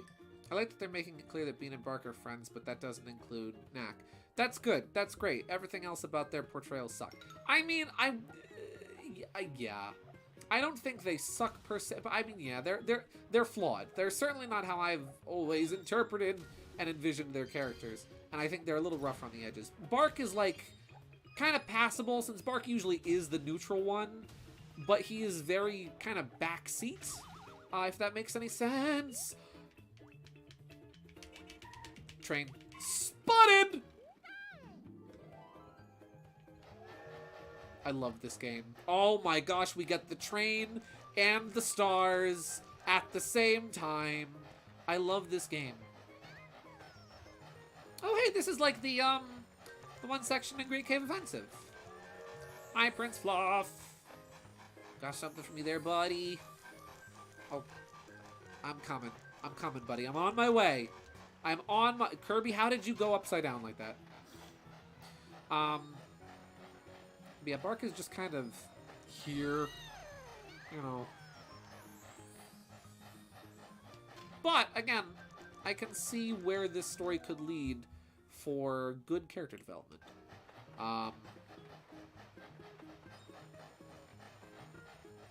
What a hazy planet that is. Is that Earth covered in smog? Look, everybody! It's Shiver Star! Ooh, a constellation! Oh, that's Orion! Okay, I know that shape. That's a real thing.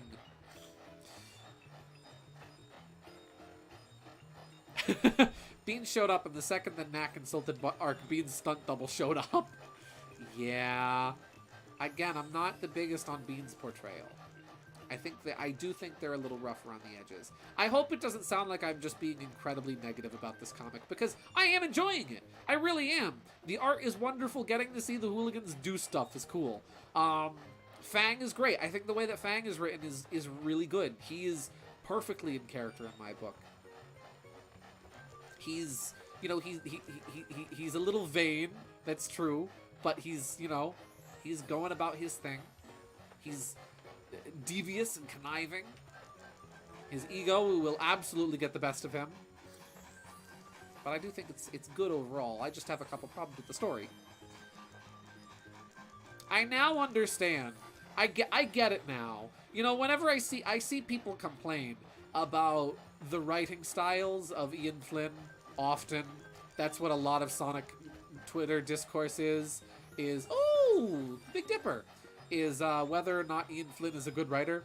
And yeah, I get why people were mad at him about the way he wrote the Babylon Rogues, because he's on thin ice with the hooligans right now. But I think he can bring it home.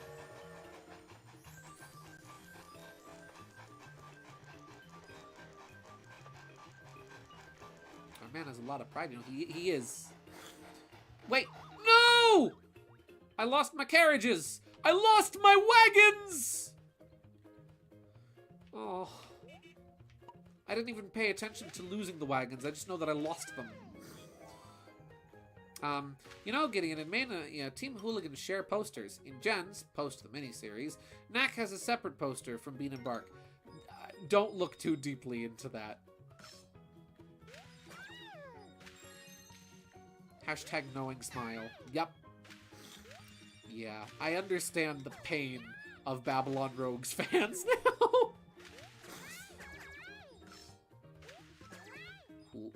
Oh no! There we go. I saved it. Did I just miss the CD? I just missed the CD. Oh no, there it is.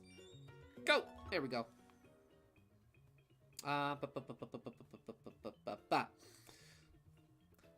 Ian Hexcon Flynn. This is just like that one time in hashtag knowing smile. He's not perfect, but people like Chow Mix can't be pleased. All the people complaining about the references in Frontiers missed the point of United story going forward. Oh no, yeah, I get the, you know, I get what. Keep in mind that the referential writing style extends far past Frontiers. I mean, you know, there are times where characters will just speak in the lyrics of the songs from the games, which is a little corny, but I think it's neat, but it is a little cheesy. I generally do like Ian's writing. I think he's a good writer. The way he writes is great. I just don't agree with some of his choices with the hooligans. But again, this is only half of a story. Maybe our heroes, quote-unquote heroes, will grow and evolve and change past this point. We still have 2 more books to go. Yeah.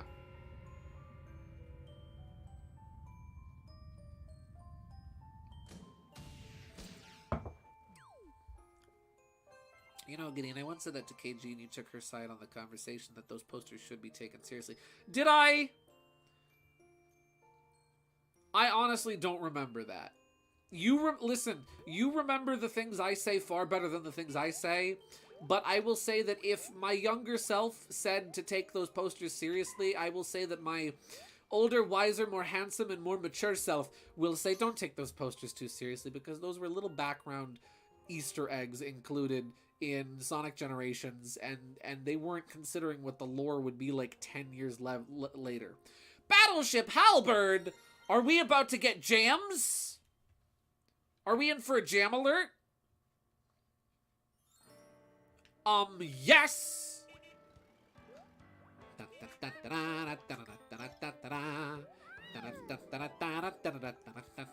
Oh, and it's a shmup! Halberd shmup!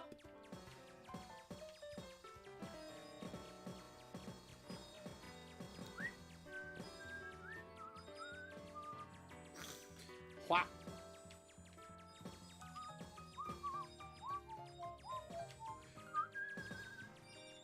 Oh, hey, look! Look, everybody, it's the most vain ship to ever be built. Meta Knight, how dare you build a ship in your own likeness? Can I destroy this? I can! Ow! Let's see, he also gives me the impression from the Bumblecast as stretching out what guidelines he is given to try and make the fans happy, plus at the limit of what Japan does for the games first. Yeah. I mean, again, I'm not discrediting Ian and his writing. I do think he's a very good writer. He's written some stories I've really enjoyed. Ow! Again, I mean, Seasons of Chaos was perfect, and I love him for writing that. Hello, ship, where art thou? Oh, sword! Sword! Glaxia!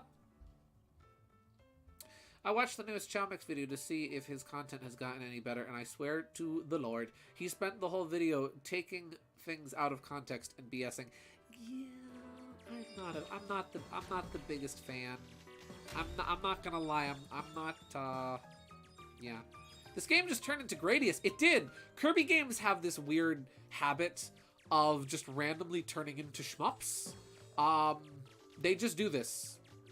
Kirby Planet Robobot, the final boss of Kirby Planet Robobot, is the best Star Fox game we've gotten in over 10 years. And that's including Star Fox Zero.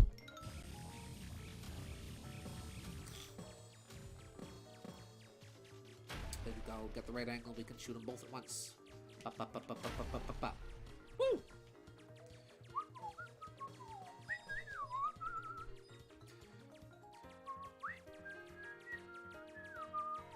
I really like the color palette of this stage.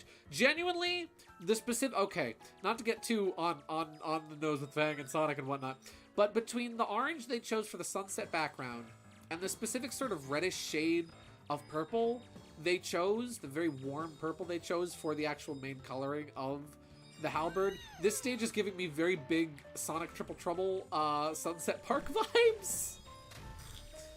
I'm sure you can see it too. I'm sure you can see it too. It can't just be me.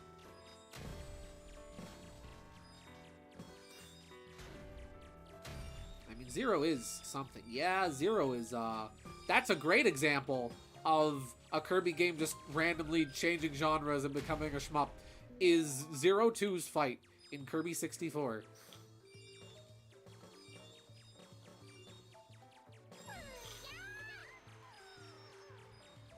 Prince Fluff! What's going on, my guy? Thank you! Go, go, go, go, go, go, go, go, go, go.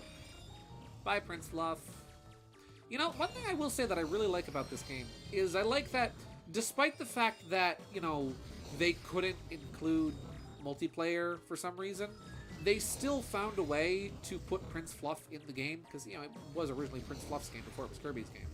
And it's Prince Fluff's story and his kingdom. He's a very important character. I really appreciate the fact that they still found a way of working Prince Fluff into the game, despite the multiplayer mode being cut. I really like that.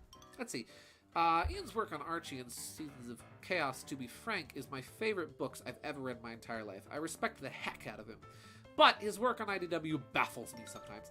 Same. Because again, he's a phenomenal writer. But hey, we all make mistakes. Not everybody writes a perfect story, I guess. Ow, my beads! But again, I'm very much looking forward to knowing what will happen next in the story and seeing where it's going to go. Because, you know, a good ending might make up for any kind of rough bits. And who knows? This is kind of our first proper full reintroduction to, you know, being in Bark and Fang and whatnot outside of just Seasons of Chaos, where you only kind of get to meet them briefly. They don't get really properly reintroduced. Or fully introduced. So who knows? Maybe they will work on this. Maybe they'll go farther from here. Let's see. Ian says on the Bumblecast that him in 2006 and him in 2020 are two drastically different people, and I can tell. Hashtag Family Guy core references are a sin. Oh, I'm sorry you don't like the Family Guy references. It seems today that all you see is violence in movies and sex on TV. But where are those good old-fashioned values on which we rely? Gideon has never actually watched a single episode of Family Guy in his entire life. Let's see. The second Ian Flynn lost his cowboy hat is the second he gave into Sega and started to make products more than fans. Products more than art, sorry. I, for some reason, thought the word art was the word fans. I can kind of agree with that, but again, I don't have the most experience with his writing as a whole, from, like, starting Archie back. Gideon said sex. He said the S word. Forbidden! Gideon. Listen.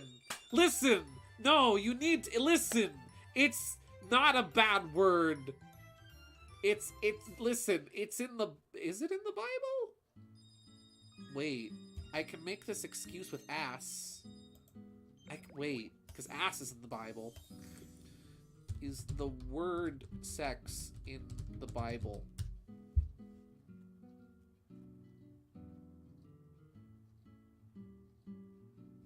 The word sexual is in the Bible, so it counts. We're good. Listen, it's not a swear.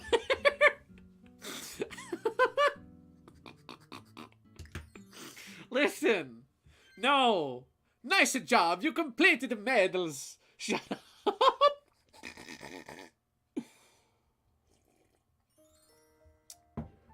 Kirby. I hate you. You hate me. Is this the end of our friendship? Is this where our friendship ends, KG? We've been friends for like 3 years now. Is this where it ends? Because I said the word sex.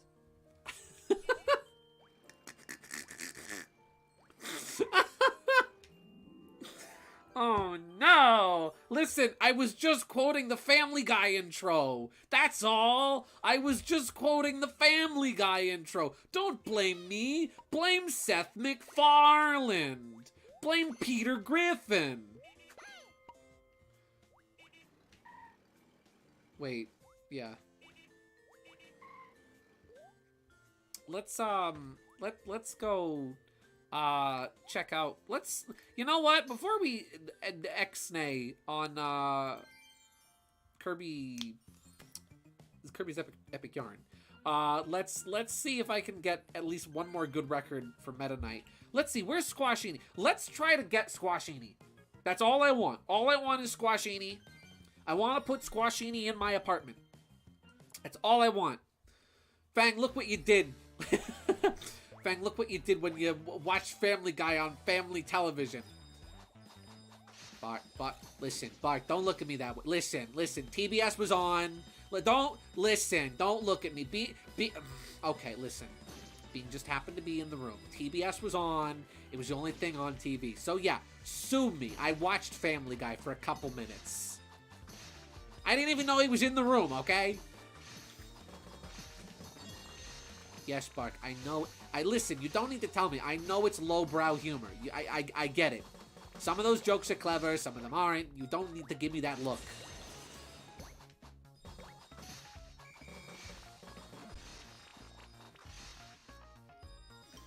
Gideon, now say it in King Dedede's voice. Say what? The forbidden word? Do you want me to say the forbidden word in King Dedede's voice? Is that what you're looking for?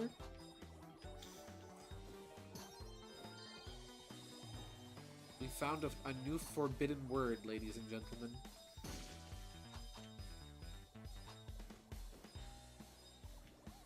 No, no, no, no, no, no, no, no, no. Oh, hello. How you doing?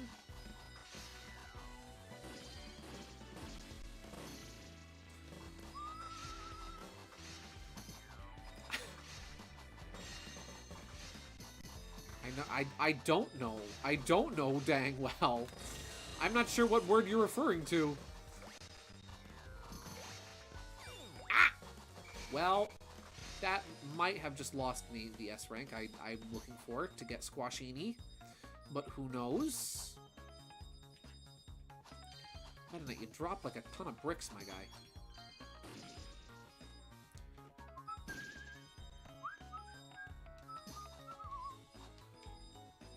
Yes, you do. No, I don't! I would not be expressing confusion if I knew. Does he know? Flap your wings, Meta Knight. Oh wow, that didn't really help. I wasn't paying attention. I was thinking about Family Guy funny moments.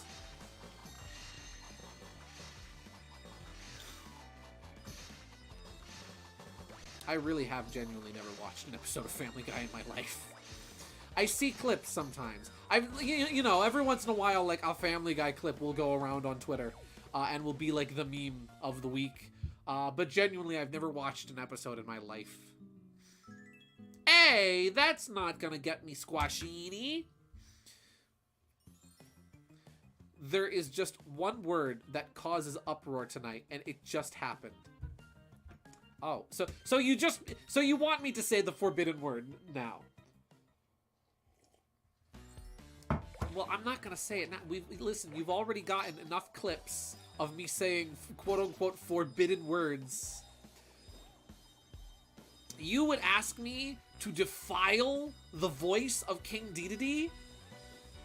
You would ask me to bring shame, to sully his grace, his excellency? You would ask me to do such a thing?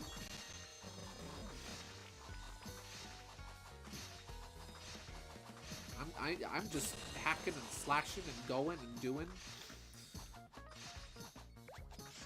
This Meta Knight mode is a little mindless, but it's fun.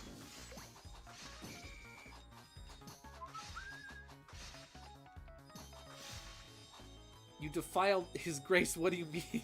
No, you know what I mean. Our goal is to make you say it more, actually. Oh, I see. You're trying to corrupt me. You're trying to destroy my innocence. Wow.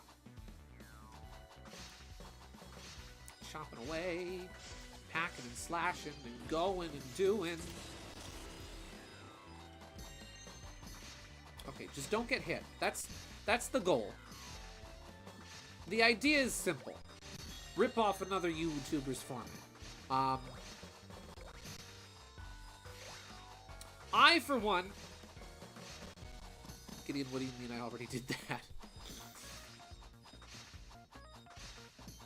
Ah. Gideon, say it in the Smash Bros. Announcer voice? I don't even... That's not even an impression I do. Okay, but when you say Smash Bros. Announcer voice, you have to be more specific because there's, like, 4 of them. Are we talking, like, Melee Announcer, Brawl Announcer? Are we talking Smash 4/Ultimate Announcer, Xander Mobus? Also who plays the part of Joker from the hit video game Persona 5? Never did I think I would see the day where you can play as the announcer in Super Smash Bros. But here we are! I got hit, and I'm worried that that's going to cost me the S rank that I so rightfully desire and deserve. But maybe not. We're doing good. Come on. Fingers crossed. Which is the best Smash Bros. Announcer voice you can do? I can kind of do... Oh, we were close. If I hadn't gotten hit. I can kind of do... the best one I can probably do is, like, Melee's announcer, just because I've heard it so much. Mario! Pikachu. Luigi. Ganondorf. Super Sudden Death! Super Smash Brothers Melee! There you go. Brawl, Ultimate are practically the same voice, and I don't remember the other two. Other than the guy when they go Super Smash Brothers and Melee. Wow! Incredible! Failure. Grab the coins. Fixed camera! I could do this all night, genuinely. I could do this all night. Yoshi. Link! This game's winner is... I've just gone full NPC mode. Don't mind me.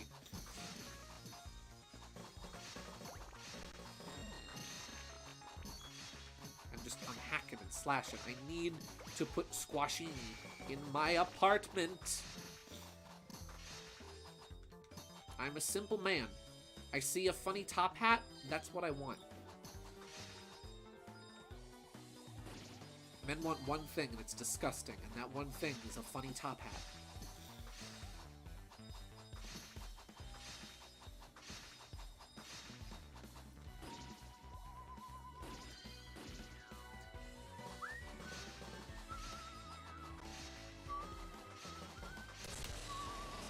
Screen clear. The screen clear is very satisfying to use. It's not great because it like doesn't build your meter back up at all, but I'd say it's better to use it and get a quick boost of time than to just not use it and just not get the time boost, really. Pretty simple. Pretty cut and dry on that one. Let's see. I can do a nearly one-to-one impression of the Brawl one and the /Ultimate voice. I've studied the Brawl announcer in multiple different languages, and it's mostly because Lizardon and Roy Daddy crack me the heck up. I love Roy Daddy. For context, that's King Dedede in French.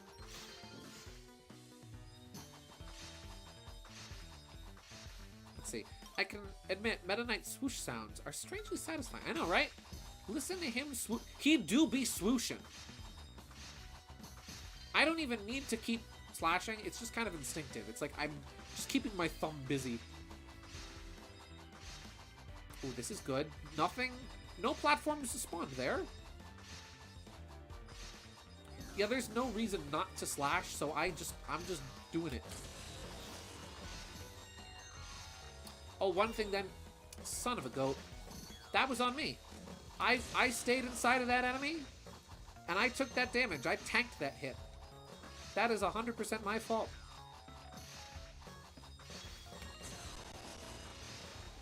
That's on me. Maybe I can make up for it. Maybe I can make up for it. Maybe. Oh, I don't know. Oh, I don't know. IIRC Lizardon is Charizard in Japan, I think. Yes. Yes! We got it! We got him, ladies and gentlemen. We got Squashini. We got Squashini. He's ours. He's going in the apartment right now. Make him. Make the man. Make him. Squashini is here. Woo! He's like Daroch, but you know. Magician, top hat, cape, I'm just saying. Where's B? What do you mean, where's B? Where's B? That's a good question. I never added the B. Guys, watch out. B's gonna get you. Where will the B go? You know what? B's gonna go right right here. There we go. When I was a kid, my favorite voice to do was the Smash announcer. And that's really funny considering the voices I do now are all stupid baby voices. Well, that's okay. What's this one? B. What do we got? It's a blob. It's a blobulous blorbo. By your logic, Weirdwood is a Daroch. Yes, and? I can't make that really big. I can make the halberd. I don't have enough black beads! Guys, we need DDD's help. We're gonna, listen, that's gonna be the last thing we do, and then we'll work on some art, but for now, I need the halberd. We need to make the halberd. I have no clue if we're even gonna finish the art we start working on tonight, but we'll try. Honestly, the last DDD stage was really fun, so let's do that one again. I spent all my beads, and now I can't make the thing I want. Gideon, when are we going to play Slender and SCP like you promised? At a, currently unforeseen time. That will be fun, and I would love to do that. I don't know when we'll do that, but we will do that someday.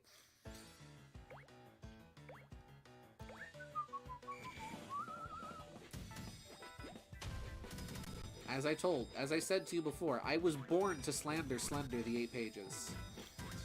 That game traumatized me as a child, and I'm ready for my revenge. Woo! Okay, I'm not seeing a... There we go. There's the black beads I'm looking for. Just keep spinning. Spin to win, Your Majesty! Oh! You can slide on the oil slicks. Whack!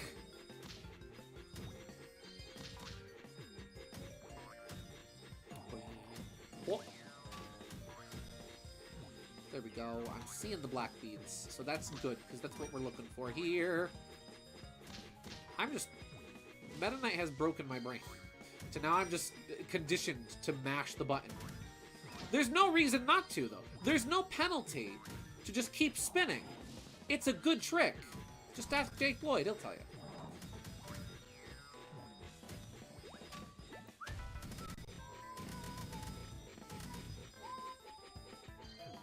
There we go. Let's see. I would rather see him play Phasmophobia with friends or a Roblox horror game. Are you gonna get me to play Doors? I don't think that's enough beads. I think we need more beads. To make the halberd. We are still... Okay, we're still 200 beads short, but we can get that easy. Context for... KG, for context, I asked him if he wanted to start a Let's Play series where we play through old forgotten horror games to see if they still hold up, and he agreed. And it's funny, when you pitched the idea, you said to see if they still hold up, but for some reason I thought you said to want to just like tear into them, to roast them. And you know what? Either is fine. I would be fine with being like, look at this silly horror game that scared me as a child. It is not scary. How about Haunt instead? I don't even know what that is. I'm guessing that's a Roblox horror game. Just going off of context clues. Whack.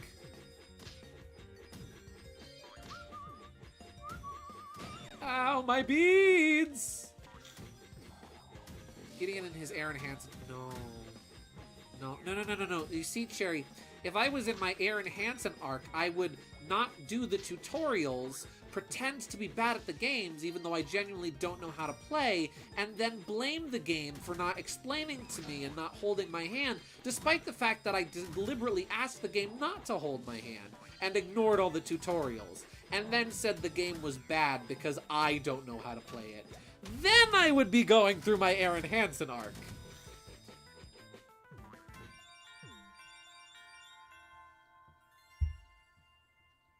Can you tell I have a distaste for Aaron Hansen?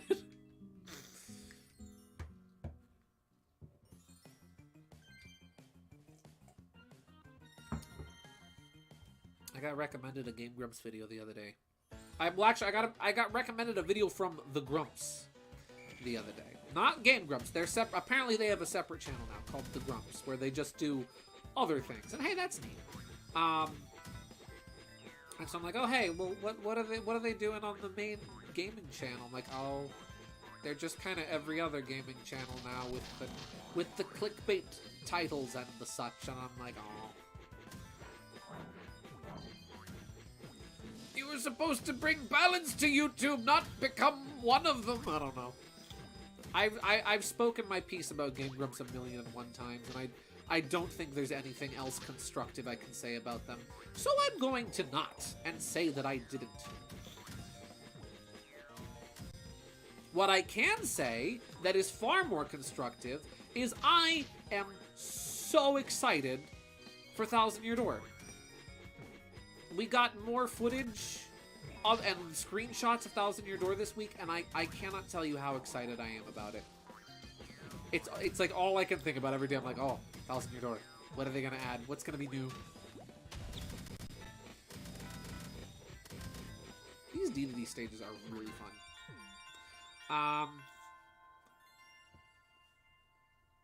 Oh, absolute BS. Aaron Hansen knows how to play these games. He plays bad on purpose and triggers glitches. You have to actively try to trigger LeMayo. He knows his show is just for comedy. Yeah, but he's a pain in the butt. Let's see. Can I make the halberd now? Yes!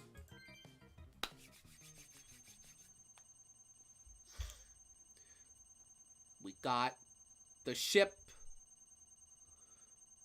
Look at that. It's gonna be May. Yeah, it's weird. Yeah, it comes out in May. I am so... Listen, that's one of the things I'm most excited about Thousand Year Door for, is the fact that it's only coming out in May. That's 2 months away. I was expecting to have to wait until Thousand Year Door's actual 20th anniversary for this game to come out. I was expecting to wait until, like, October, November, and it's like... No, it's coming out in 2 months. Ah!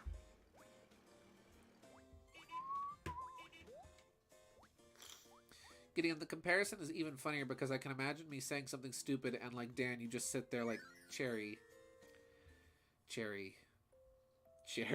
That's just how our conversations go from time to time. 68% lol. I don't intend on fully 100%ing Kirby's Epic Yarn. That's the thing about games, right? That's the thing I've learned about video games. You don't have to 100% every game you play. Games are, they're meant to be 100%ed. You can. But if you don't want to 100% the game, you don't gotta. I don't know if I want to 100% this game. I'm still enjoying the heck out of it. I'm having a lot of fun with it.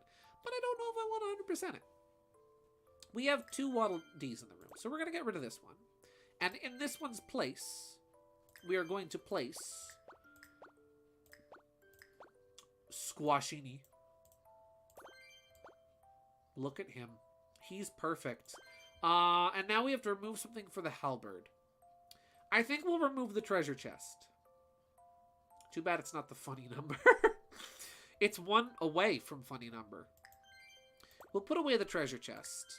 And we'll move the Waddle Dee. He'll be on the pancakes. How big is the halberd? Oh, golly, it's huge. Oh, sweet merciful heavens, it's enormous. So we'll just here, we'll move a couple things real quick. And there we go, and then put you here. And that can go there. We just have to restore order to the room. And the throne goes here. And the funny little bear goes here. And he gets his delicious treats. And Squashini is just hanging out. What? It happened twice today alone, I think, in our DMs. Yeah. Ew, what? Oh, that's true. He will be stinky. He will be stinky in there. Okay, then we'll get him out of there. Sorry, Waddle Dee. He'll go on the rocking horse. He'll go on the rocking horse. He'll be having a good time on the rocking horse. Squashini will be over here by the window, I think. There we go. This is a good room right here. This is a quality room. Let me just... 1 and 2. And... Gideon, look what I sent you. Okie dokie. This is delightful. Yeah. Yeah. Yeah. So what you're telling me is that if we made a Let's Play channel, I wouldn't be Aaron. I would be Dan. You know, I'm okay with being Dan. I am 100% okay with being Dan.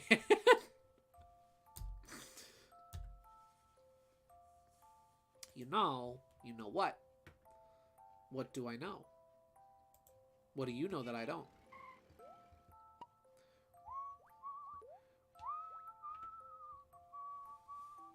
Look at this delightful game. What a wonderful game this is. This game is just swell.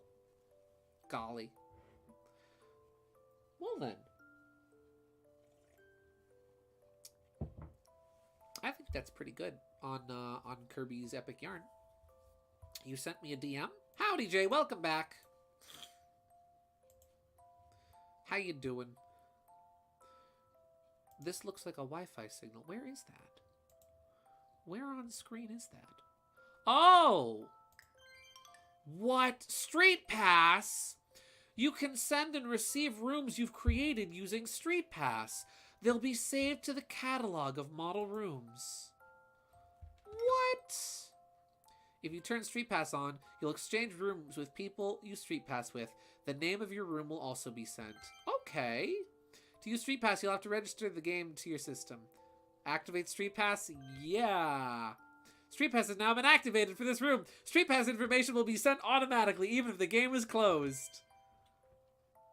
That's freaking rad. That's so cool. Holy cow. I didn't know this game had Street Pass functionality. What's this? Whoa! That's what the shiny beads, that's what the sparkly beads are for. They turn your perler bead sprites into constellations. I didn't know about that. I love this game. This game is amazing. You can say no bad things to me about Kirby Epic Yarn, because the charm that this game exudes at every turn, this game is charming and delightful. And I love every single minute of it. Your clock is glowing. Yeah, my clock is glowy too. That is so cool. What a cool game.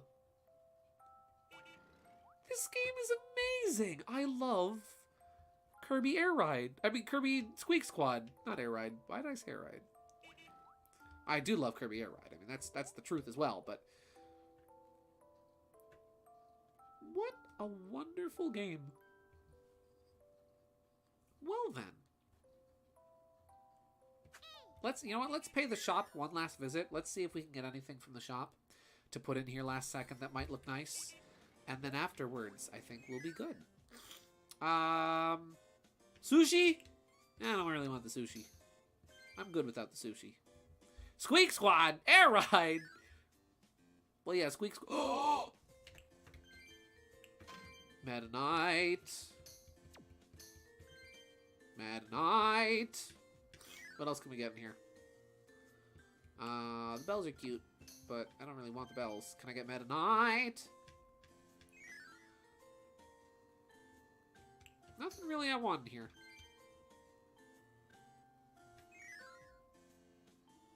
Gideon said I love you about his ex while talking about his wife. No, okay, listen, if I had to rank my 3 favorite Kirby games, it would probably be like #1. Okay, well you know what?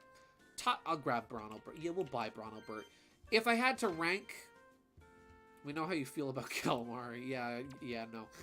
if I had to rank my 5 favorite Kirby games, right, it would be like Squeak Squad would be number 1.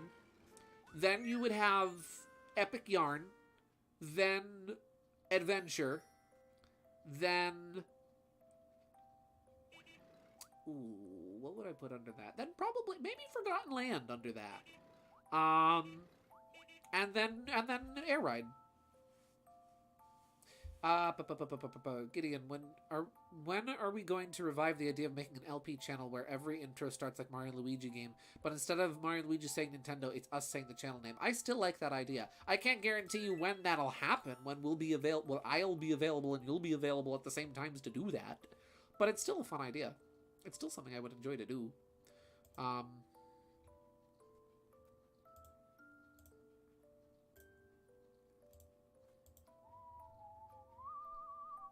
Hello, Emily. Welcome to the stream. Let's, okay, you know what? What should we swap out for Meta Knight? I think maybe the pancakes? I think we'll swap out the pancakes for Meta Knight. Pancakes will go... And we'll get Mr. Meta Knight in here. Here's the toy box. What else do I got in here? Okay. We'll put Meta Knight over here. He'll just be kind of brooding in the corner. He'll be by the telescope. No toy robot. Swap out the toy. Okay, we'll swap out the toy robot for Meta Knight. We'll bring back the pancakes. How about that? Meta Knight will sing. Oh, sorry, Meta Knight.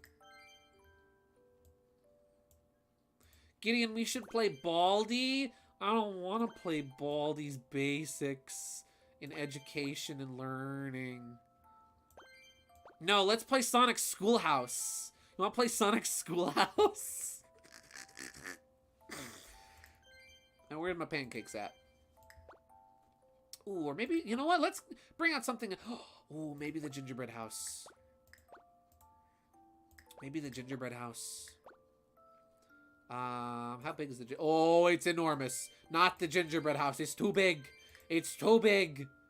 The parfait. We'll bring in the parfait instead. Gideon hates math. No, I don't hate math. I just hate calculus. I don't know. Listen, I did my taxes, okay? I did my taxes. A man who hates math couldn't possibly do his taxes.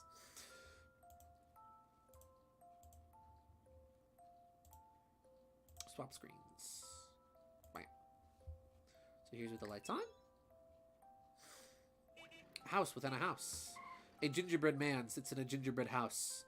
Is he made of house, or is the house made of flesh? He screams, for he does not know.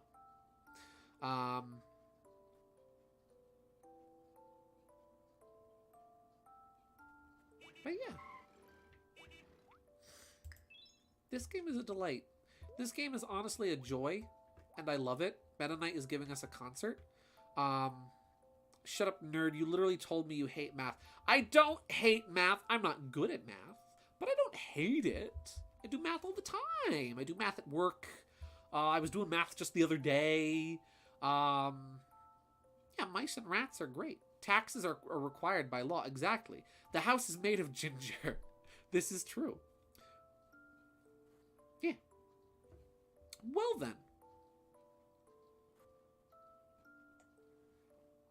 Gideon Knack hates math, yet he does his taxes. I hope. He does not do his taxes. We've gone over this. Fang does not do his taxes. What are you going to do? What? Listen, I'm not doing my taxes, and there's nothing you can do about it. What are you going to do? Arrest me? With what police? The police that my taxes pay for? Guess what? If I'm not paying my taxes, no police, no getting arrested, no jail. What you going to do now, fancy pants? Yeah. Yeah. I'll be right back. I'm going to go upstairs. I'm going to run upstairs and grab my sketchbook because I have a lot of sketches. And then I think we'll work on some art for a little while. I'll put on some music. We'll work on some art. We'll talk about some stuff. I'll make a poll. I'll let you guys decide what you want me to work on of the sketches that I have. And yeah, I'll be right back. BRB. Don't go nowhere. I mean, you can. I mean, go anywhere you want. I can't force you not to go places. If you gotta use bathroom, go. if you got to get some water, go. Fang teaches Corson how to commit tax fraud. Listen, Toots. Okay. Step one. Never put your real name on your W-2. Step 2, just don't do them. Step 3, I'll think of step 3 later. But step 3, just don't do them. Okay? Okay, I'll be right back.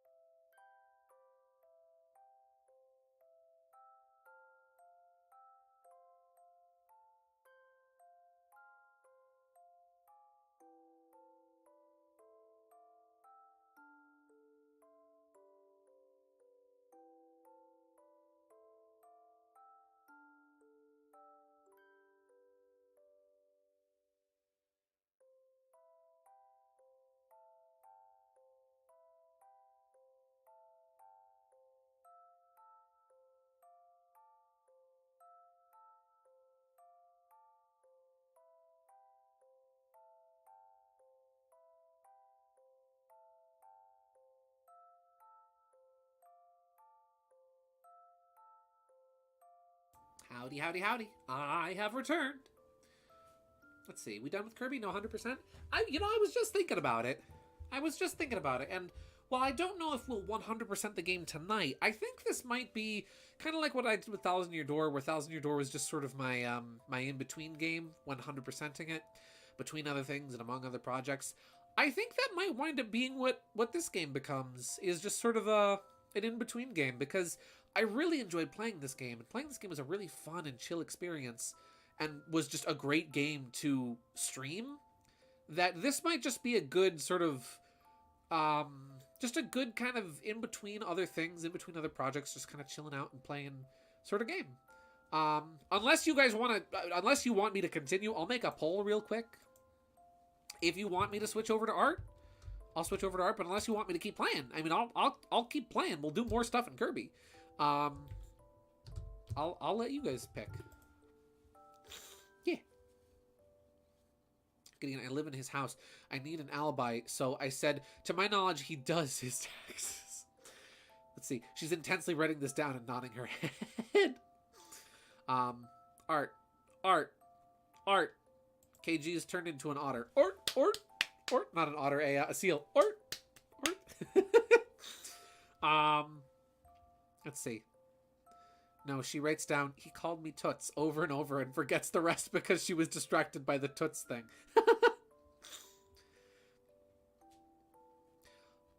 Holy squeamy stars, how that Gideon core is gone, I will say the Wega storm of Zegaslops Fangish Gangish buzzwords.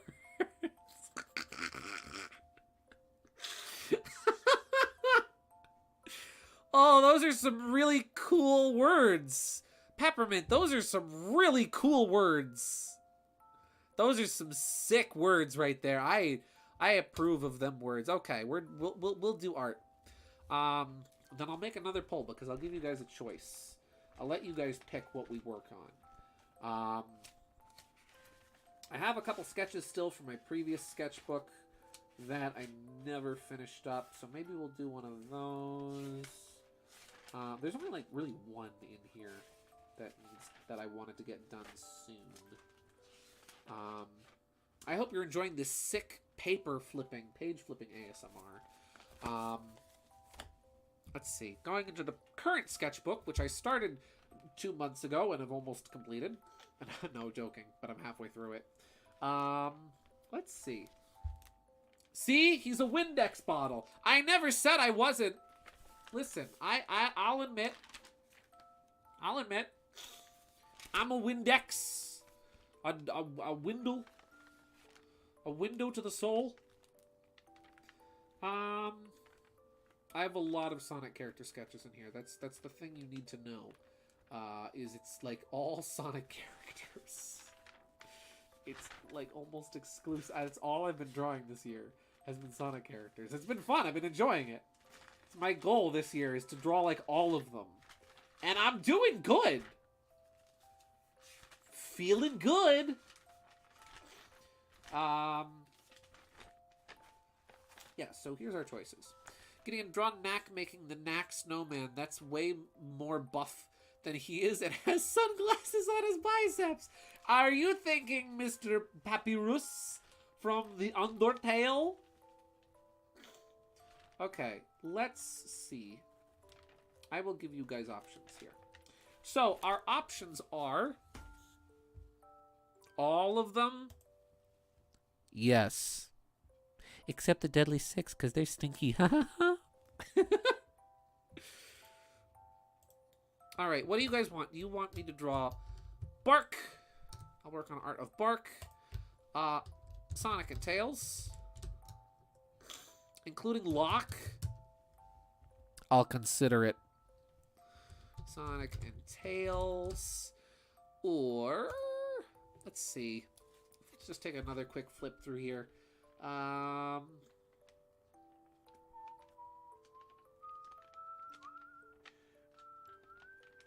That art of Gamma that I did today, that sketch of Gamma I did today is actually pretty good. These are sketches from like over the course of the past couple months. So there's a lot of variety here. Yeah, so we'll do either Bark, Sonic, or Tails, or Gamma. Darius and Fang interaction. Honestly, not a bad idea. That's a good idea. I like that idea. Maybe Bill make a cameo for that. Maybe.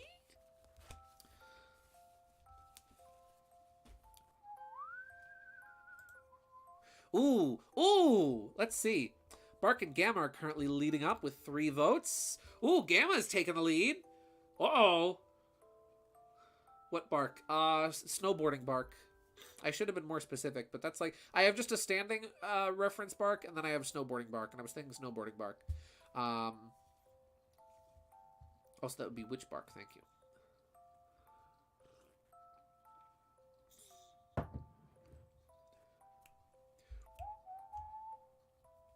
Oh, 1 vote for Sonic and Tails. Uh-oh. Uh-oh. Oh.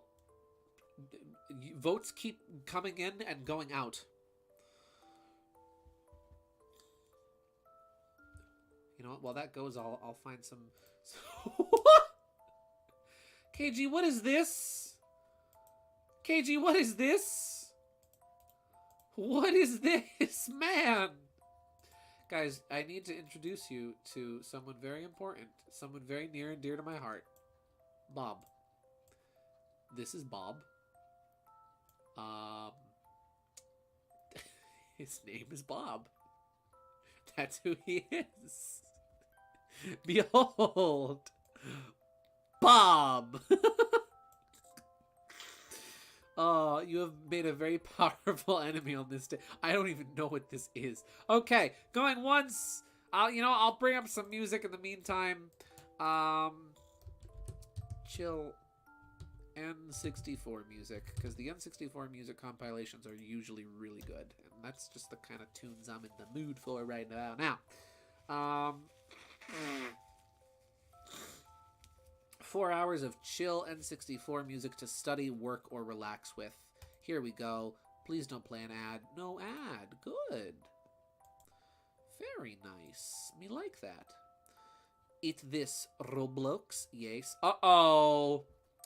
Uh-oh. Uh-oh, ladies and joims. JDs and gentlemen. Ladies and gentle buddies. We have a little bit of a problem. We have a pole that is caught in a tie. We have a tie here. So, do I have a coin still on my desk? I don't have a coin still on my desk. The desk coin is gone, but I have a coin on the table. If I gotta, we will flip a coin. I'll give it like another minute. There was like a quarter on the table earlier. Here we go. Here we go. I got a quarter. I'm gonna give this like another minute. And if it's not decided in a minute, I'll flip. No coins? No. Well, then how else do you want me to decide? A fight to the death! A fight to the death! Bark and Gamma are gonna duke it out to see who wins? Okay. Okay, fine. We'll do that. But what game can I have them fight in? Peppermint, that's the only problem. Alright, going once, going twice, sold. I'll be the tiebreaker. Okay. So heads will be Bark, Gamma will be Tails, okay? Gideon, there's 7 here and 8 votes. How? That means somebody left. Melee!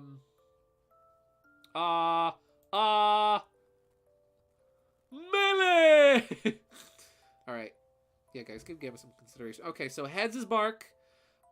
Tails is Gamma. Ready? Call it in the air. Oh. I bumped into my mic. That landed on its edge, so we'll flip again. Okay. It's Tails! Gamma it is! We're drawing Gamma, everybody. I'm sorry if my coin hit the microphone there. We're drawing Gamma. So that means I have to actually scan this sketch, because I just scanned this today. So now you not only get thrilling paper flipping ASMR, you also get the delights, the wonders, the raw sensibilities of scanner ASMR.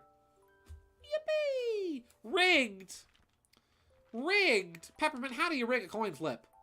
Don't answer that question, because I know it probably is possible to rig a coin flip. I told you I decided. KG, are you commanding the coin with like psychic powers? How very Harvey Dent of you, Gideon. Yep. Hey, listen, it's not my fault. Don't look at me. Insert clever Harvey Dent quote. I can't think of a single good Two-Face quote right now. It's not actually. Well, I mean, a magnet. Could you hypothetically use... I know that, like, coins aren't inherently magnetic, right? I don't think they are. Or maybe they are. Like, you have to have the right kind of magnet to grab coins with, but you could hypothetically probably use a magnet to rig a coin flip. No, I predict the future. Oh, okay. You're clairvoyant. That's all.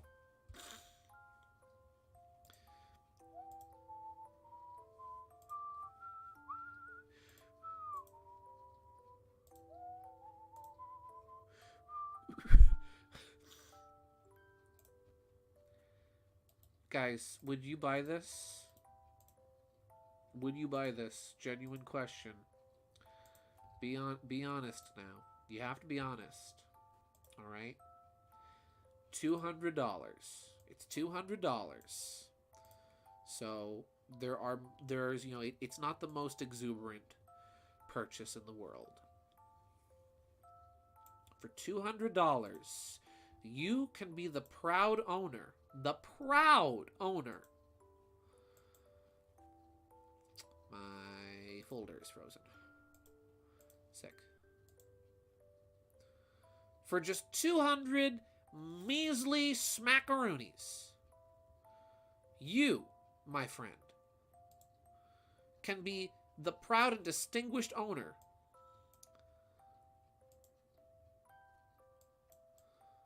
of 31 copies of Adam Sandler's Click. I'm just saying, that's a heck of a steal right there. That's a really good deal.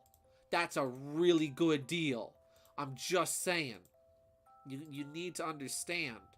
That's a really good deal. It's a heck of a deal. Think of all of those copies of Click. You can play that on so many different DVD players all at the same time. All at the same time. At once. In unison. That's incredible. That's amazing. That's outstanding, in fact, you know? Let me just save my game. For $200, I could literally buy a full body, full shaded color comp from a furry artist. You could, or you could buy 31 copies of Adam Sandler's Click. I'm just saying. Listen, I'm just saying. They're both a heck of a steal. They're both a heck of a deal. But one of them is Adam Sandler's Click, and the other is, one of them is 31 copies of Adam Sandler's Click. You could literally watch one copy a day, every day, for a month, and never watch the same copy of Adam Sandler's Click twice. Okay, yeah, my microphone's still good. I'm just saying, that's a really good deal. That's a bargain, you know? That's a bargain. Cherry, you're oh no, why would you? I've seen this, and this is a monstrosity. This scares me. I fear no man, but that thing. Wait, come on. I fear no man, but that thing. It scares me. The Wii Cube. The Wii Cube 64. For sale or trade. Yes, this is real. Homemade console that can play Wii, GameCube, and N64 games. For sale for $100 or open to trade for games. Or Pow Kitty emulator handheld. This is...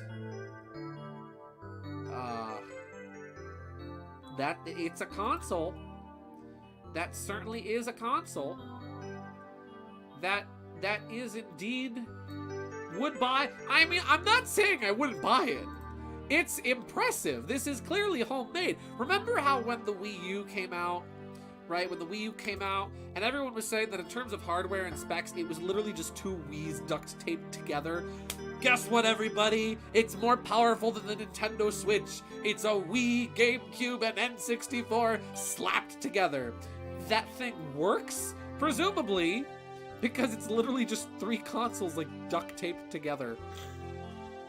Where's the GameCube? Where's the GameCube? Is the GameCube part a scam? Guys, I think the GameCube part is a scam because the GameCube is just the Wii. They're saying the backwards compatibility of the Wii makes it a GameCube, which no, it doesn't.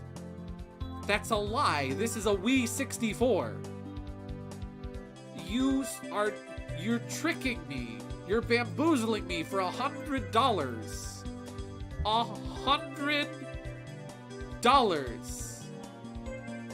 For a lie. For a lie. The GameCube is under the N64. Where? I don't see any ports. I don't see any controller ports here, Cherry. They better not be on the side of the console. Oh, golly. So here's Gamma. He's one of my favorite Sonic characters. Not much love. He doesn't get much love. But I love him anyway. Turn down that. There we go. Has Luna logged in? KG's cat Luna, for context. Not Luna as a Luna star.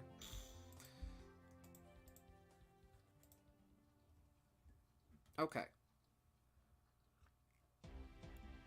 Your cat's feeling snuggly tonight? Snuggly bugly? In a rugly? Gideon, the music is too loud. Also, I'm sending more. Yeah, I just realized the music was too loud. I fixed it. Gamma is super underrated. He is! He's a delightful character. Technically, he has one appearance because he dies in the first game he shows up in. And then Eggman winds up rebuilding copies of him that don't have his soul and are worthless consumer models. He's Omega's cooler older brother. I don't care what anybody says. Omega's cool! Don't get me wrong. But Gamma's better. That's just my opinion. You may disagree if you feel so inclined. And I will respect you. But I will disagree. Cherry, what do you mean you said... Cherry! Cherry, what do you mean? Cherry, what am I supposed to do with this? Look, everybody. Look, everybody. It's the Yandere Sim toothbrush. In 12K detail. This is what Kane from the Amazing Digital Circus uses to take a shower. Oh. Hello, MKWD64. Welcome to the stream. Don't mind the different account. I am on the normal account, and I have no idea how to fix it. Nice! Well, we welcome you, even though you are purple. We welcome purple here. Purple is a more than welcome color on this stream. My second favorite color.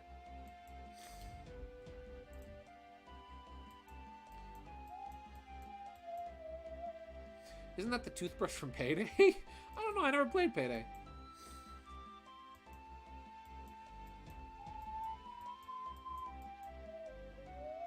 Show the other ones? You want me to show all of these. You want me to show all of these. Guys, you too, listen. I have a beautiful car, a nice car, here for you. All I'm asking is $4,000. $4,000 and you can own this incredible car. But there's a slight dent in the back. How do you even sell this? How, like, you get a tow truck, pay for the tow truck, and the car is yours. Furthermore, there's this. There's also this. Have you ever been in a a life-threatening accident? Have you ever had a near-death experience? It's truly a terrifying thing to live through. I'm sure we can all agree that, you should never have to suffer, to endure through such horrible things. But it can also be a thrilling experience, a life-changing experience, an experience like no one's ever had before or since, an indescribable experience, if I could be so bold as to say. If you've never had that experience, but want to know the life-changing magnitude of such a traumatic experience, then I have good news for you. Introducing the all-new 2018 Land Rover Range Rover Sport. The Land Rover Range Rover. Double the rover, double the fun. Experience the thrill of a car crash every time you look at it.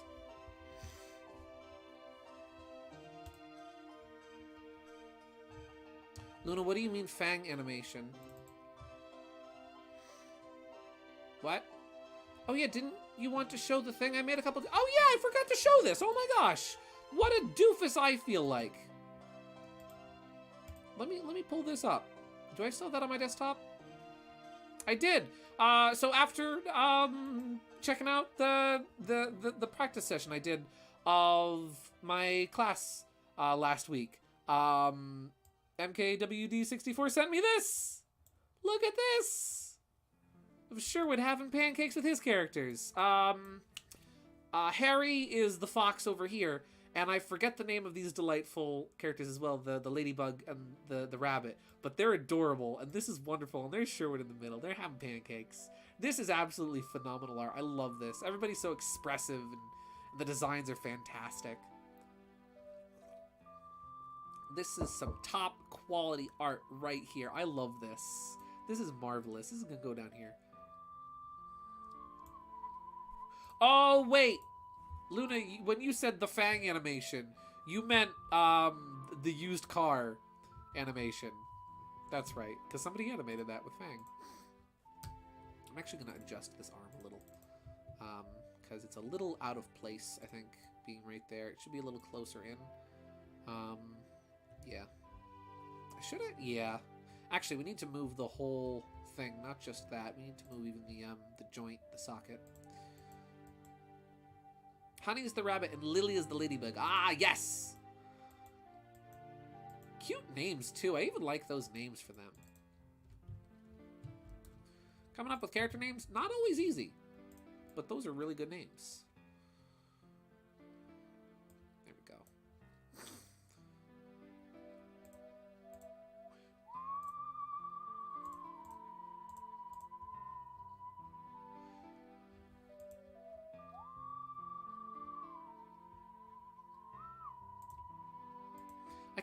I was even thinking about that earlier today. I was thinking, oh, I can't forget to show that art tonight. And then I'm like, wasn't I supposed to show something? And then I just completely forgot until now. Lock your sketch. I know. Sketch locked. Consider it done. There you go. Lord. I know. I am my own worst enemy when I start drawing on my sketch layer. In that case, I needed to unlock the sketch so that I could make slight alterations to it. Honey has a double use. It's a sort of pun on bunny rabbit and is also like a honey bun. Oh, that's adorable. See, I picked up on honey bunny. I picked up on that. I call my cat that all the time. I'll be like, what are you doing, honey bunny? But the double pun of like honey bun, that's adorable. Bun pun. Bun puns! I was thinking this week while I was driving home from the college, I was thinking to myself about like what new features and changes I would like to see implemented in the Thousand Year Door remake. Lily, I named after lily pads. That makes sense. You often see ladybugs in swamps and things like that. So that works. I like that. She's Harry's hun bun. Aww. That's adorable. I really do like the designs too. They're really nice character designs. A lot of fun like swoops and curls, and like rounded shapes in Honey's design. And then just, yeah. And then Lily's adorable too, with their big old peepers. Her little hat. I love them. They're great.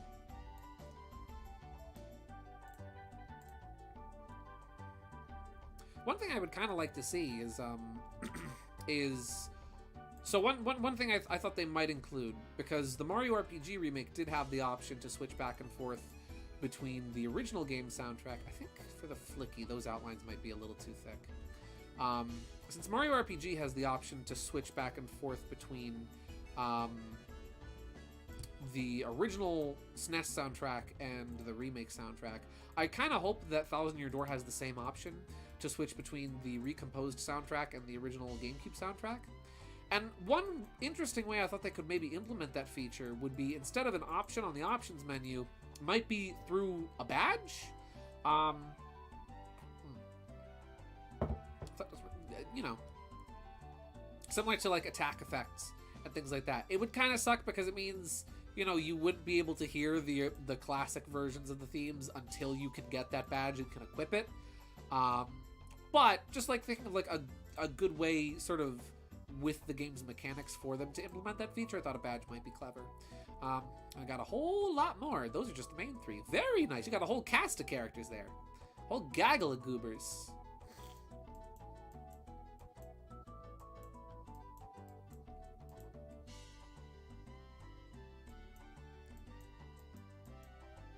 Let's see, you sent another 4. I don't know if it's the best idea to make you unlock music. Yeah. But, I mean, even for those songs that maybe, you know, you might miss or skip over, they could always add, like, a jukebox or something to the journal menu. So you can listen back to songs you might have missed. I got, like, 20. Nice! Wow, you really do have a whole gaggle of goobers. A true cast. But that's for another day. Yeah. Well, I would love to see them sometime.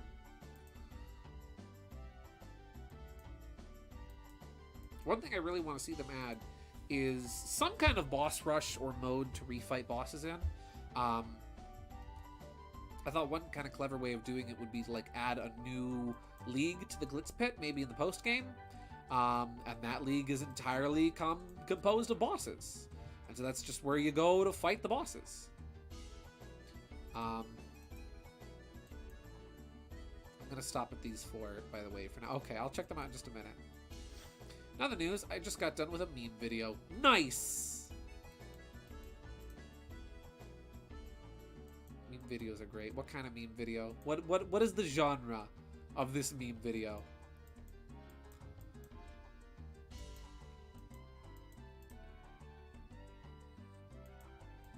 Little birdie.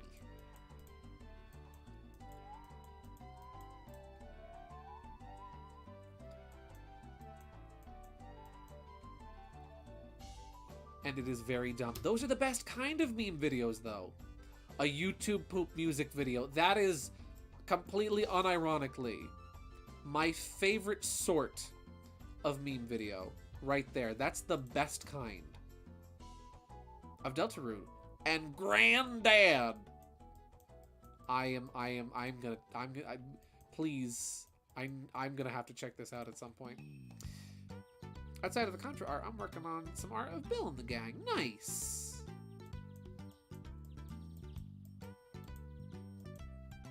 Very nice. But I'm likely sharing that either tomorrow or next week. Nice.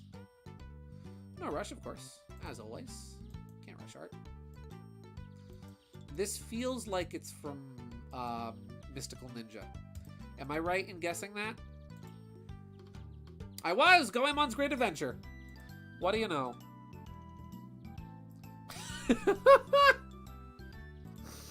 Alright, guys. Alright. Alright. Amazing. Amazing product for you. Amazing product. You ready for this? You ready for this? We all love a good band t-shirt from time to time. I'm sure we can all attest for this. If you ever gone to a band, seen a band in concert, you've probably thought to yourself, man, I wish I could get some merchandise for this band to help support them, to show them how much I love them. And that's true. The person who bought this shirt very much so felt that as well, because it's it's a shirt for their favorite band, Weezer. Carl Weezer. Excuse me, are you going to eat that croissant? I don't know any songs from Weezer. I really don't. I never listened to Weezer. If I could, I would sing one of their songs right now in a Carl Weezer impression, but I do not know their catalog in the slightest. I've probably heard one of them and didn't know it, but they're not, right? Let me check. I know, like, the names of the songs. Like, I know, like, Buddy Holly, but I've never actually heard it.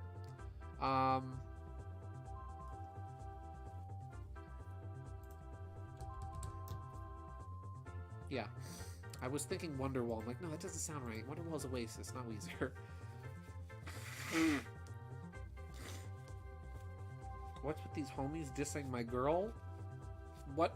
Who? What pen am I using? This is just the default. This is just the default pen brush. I am very boring, I know. I just use the standard pen for my art.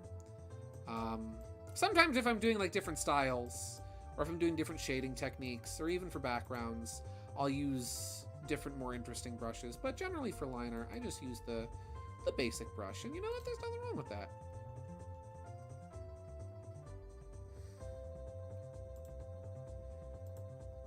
Let's see. I would play the music for you on... You know what? We would listen... we'd check that song out for the first time ever. Blind reaction to Buddy Holly by Weezer. If not for the fact that YouTube has it out for me, and I don't want to get another copyright shushing on my channel. Listen, if I'm not allowed to play Louis Armstrong, then I can guarantee I'm not allowed to play Weezer. Gideon showed 1 of 4. I'm gonna show the rest. Cherry, when would you like me to work on the art? Calamari Desert is great. This is one of my favorite Mario Kart courses. And yes, it is partially because it has a train. Alright, let's check out the next funny image. We have old... Now this is some peak, like, 2000s stuff right here. Check this out. Shrek TV. $200 for the Shrek CRT. Snoopy mug not included. It's got different buttons, and it's got a built-in DVD player. Not gonna lie, for a CRT, $200 is a little much, but that's not bad. I've seen worse. I still need to replace the transistors, the green transistor in my CRT to fix it. I need to get around to that. Snappy! Snappy!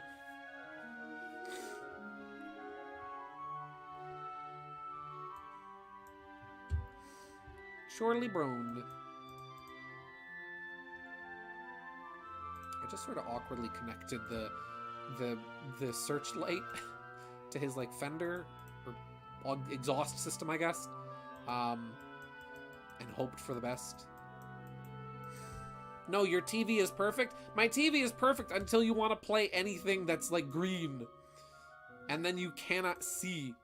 Okay, let me pull up a screenshot of like Luigi's Mansion. Luigi's Mansion GameCube screenshot. We are just not working on art tonight, apparently. Here we go. Okay, so my TV, right?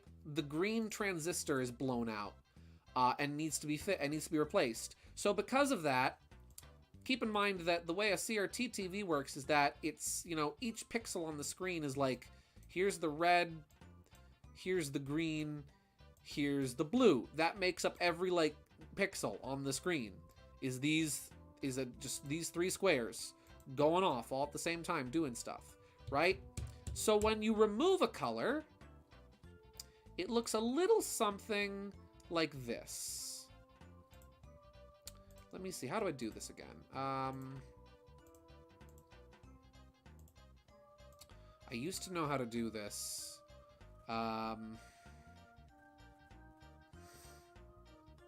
Filter, channel operation, here we go. This is what my TV looks like at all times. And because there's no green, games like Luigi's Mansion that are normally already very dark look even darker because this game has so much green in its color palette, and the green just does not work on my TV. Replace color exchange? No, it's just the green is out completely. Like, so instead of it looking like it's, so if you get close to the TV, instead of the tubes looking like this, red and then green and then blue, it looks like this. So it doesn't look like this, it looks like this. So not only are you losing a third of the color. You're losing 33.3% of the color on screen. You're also losing 33.3% of the brightness on screen. Purple vision is funny, and it is one of the charms of my TV. And I do love it, you know, and I'm nostalgic for it. But at the same time, I do kind of want to fix it and restore it to its former glory, so that I can play Gravity Circuit on my CRT. I tried playing Gravity Circuit on my CRT, and it was really cool playing this game that was inspired by NES games. Well, I mean, visually inspired more by, like, you know, by NES games, but gameplay-wise more so inspired by, like, Mega Man Zero. It was really cool playing this visually, you know, 8-bit inspired game on a CRT until you get to certain screens where, like, the screen is supposed to just be darkened. So, for example, every time you beat a boss, before you collect that boss's circuit, the screen darkens. It doesn't go completely black, it just darkens. On my TV, it goes completely black.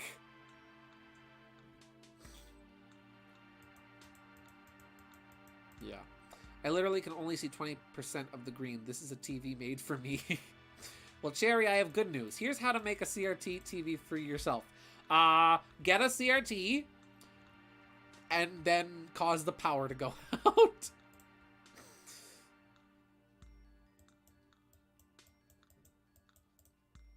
Got some good Paper Mario music. Of course, specifying that it's good Paper Mario music would mean that there's bad Paper Mario music, and unfortunately, such a concept does not exist. We found a thing that doesn't exist. Bad Paper Mario music. Doesn't exist. Just non-existent. And all I'll do this. And then we'll go in and do this. Oh, I have anti-aliasing turned off.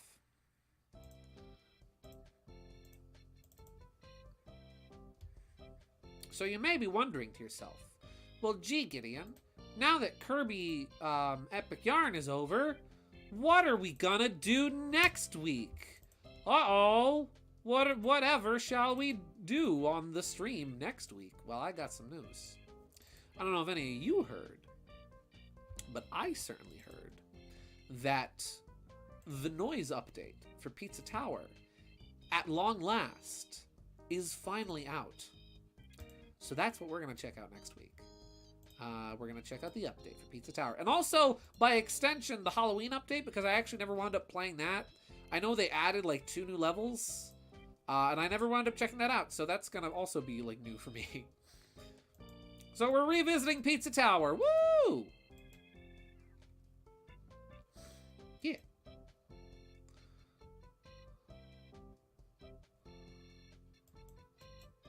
That's the first revisit of the year, in fact. Omega. Not Omega. Gamma. Has anybody ever told you that you got bionicle feet? My guy, you got bionicle feet.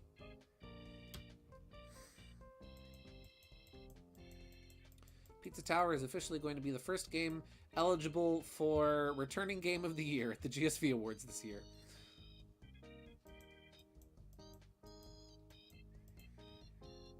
I'm looking forward to that. I've been looking forward to that for a while now. Ever since they announced they were going to do the noise update. I've very much been looking forward to it. Looking forward to what's going to change and what they're going to do new in the levels.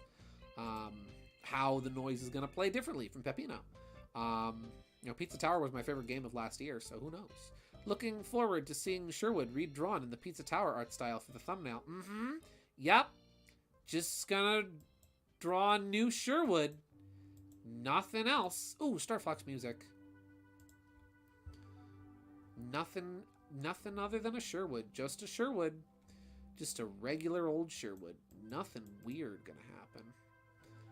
Certainly nothing that will be thematic and appropriate for playing as a new character, specifically the noise. No, sir.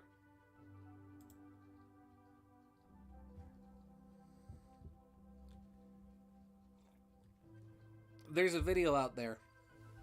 It's a 1-hour loop of this song. This is the options select theme from Star Fox 64. There's a 1 hour version of this. One time I put it on. I was just doing some stuff on my computer. And without even realizing it, I listened to the whole thing. It's like, oh, has it already been an hour? Wow, oops.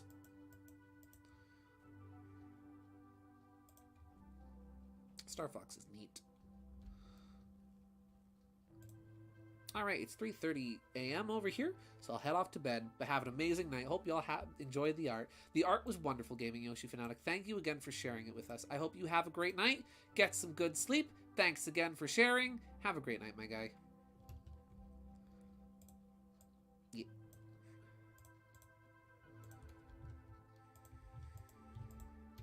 There we go.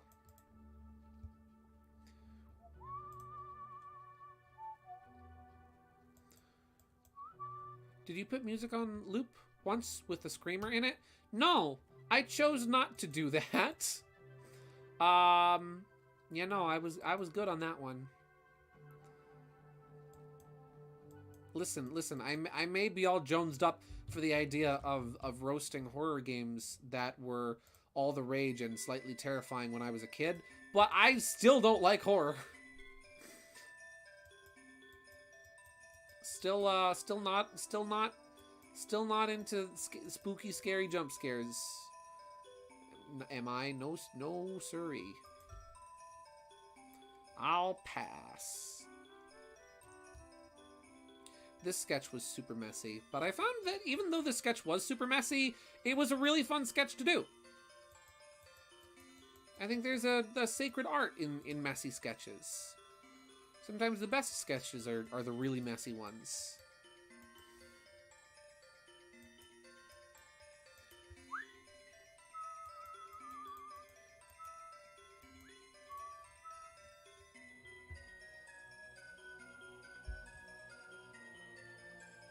No, I mean, didn't you get jump scared once by a music comp you had as background noise? I don't think I did. That doesn't sound familiar? I mean, I've gotten jump scared by, just autoplay before. But getting jump scared by like, oh, I didn't realize I had music on. I don't think that's happened to me before.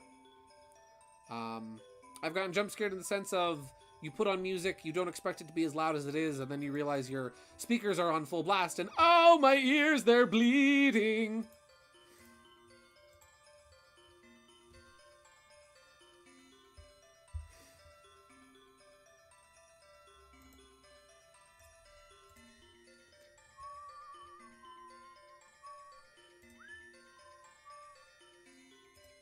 It's crazy to think that we're already... You know, it's just... I've said this once or twice already now on stream. But it's bizarre to me to think that it's already March and that we're already halfway through March. Oh yeah! Happy Ides of March, everybody. No, it was a music comp that was like 10 hours long and randomly in the middle was a jump scare. Yeah, no. Sherry, I think you're thinking of somebody else or something else. Because that has not happened to me. And I feel bad for the poor soul that has happened to. Oh, this is Diddy Kong Racing, I think. Right? Am I right in that assumption? It is. Never even played this game, and I just know it's like, oh, hey, that sounds like Diddy Kong Racing, so it probably is Diddy Kong Racing.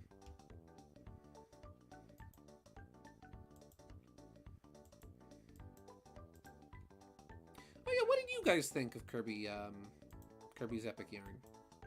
Because I really enjoyed it. Again, I thought it was a very fun, really charming game, really pleasant. We'll definitely come back maybe to 100% it sometime in the future. Yeah. But I'd be curious to know what you guys thought of it.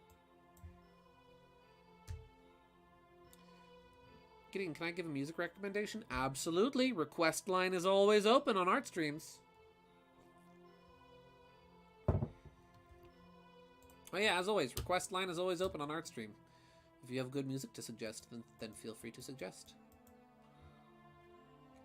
It's been a while since we did an art stream last. Is this, aside from the class last week, I think this might be the first art stream of 2023, or 24 rather.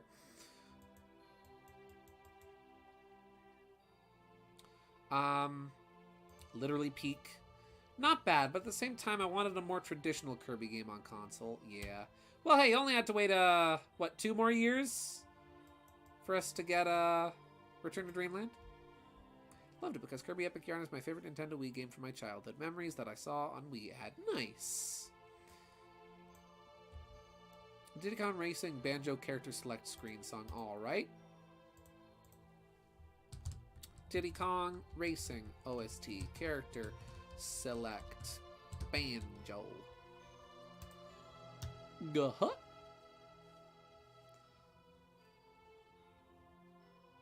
And I'm just looking for like a maybe 2 loops.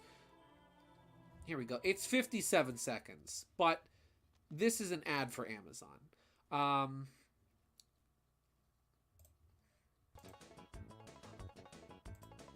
This is delightful already, and I love it. The banjo is one of my favorite musical instruments. I don't know how to play it, but I love how it sounds.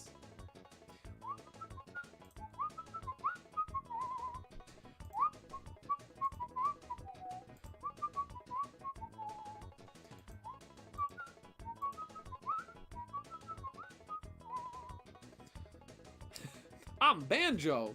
Whoa!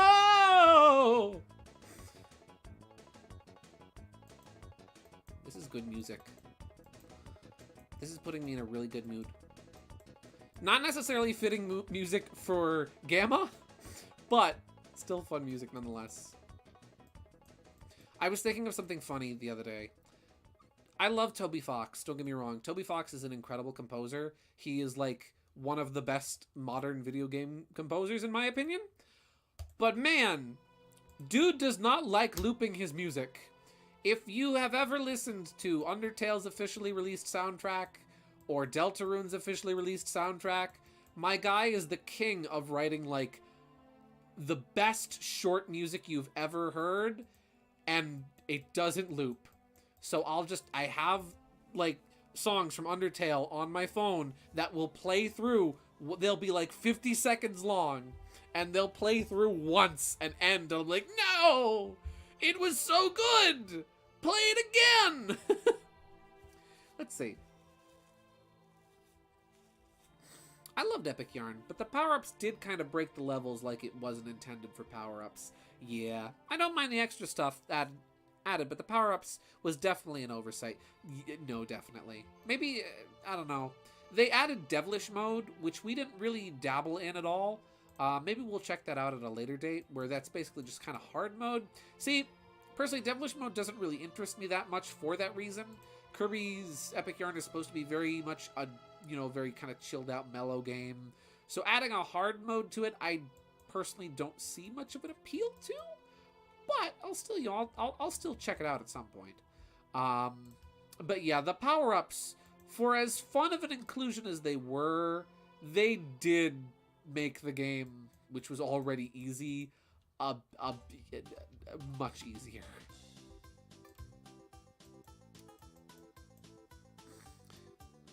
But were the power-ups fun to use? They were, actually.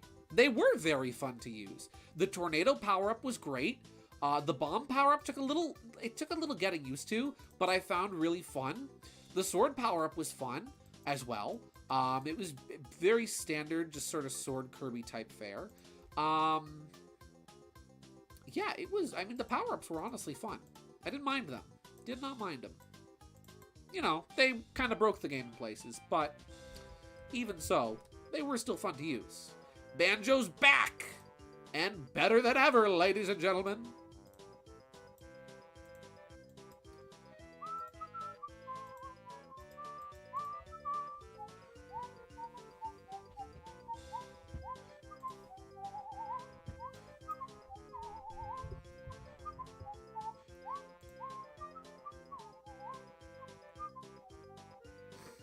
Let's see.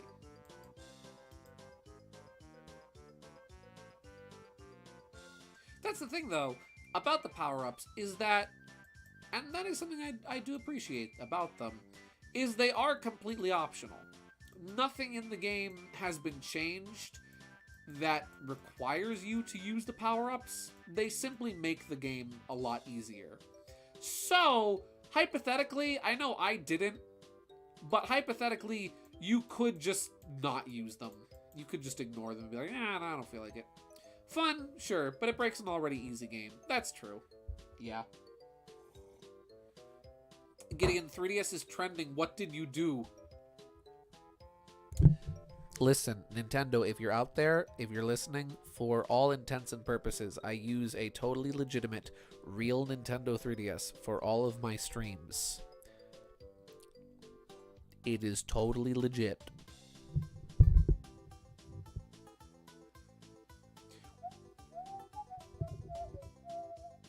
Let's see, as long as the game is fun, that's all that matters to me. Yeah. I mean, again, you know, it didn't really take away anything from the experience for me, because again, what I was looking for in Kirby's Air, I keep wanting to call it Kirby Air Ride. What I was looking for in Kirby's Epic Yarn was just a fun, laid-back Kirbo experience, and I got that.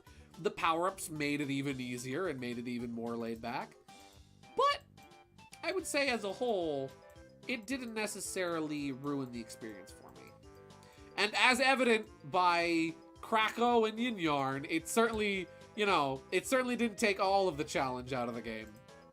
I still proved my incompetence from time to time. Gideon convinced me to order pizza today. I convinced you to order pizza today with a picture of a fox that you sent me.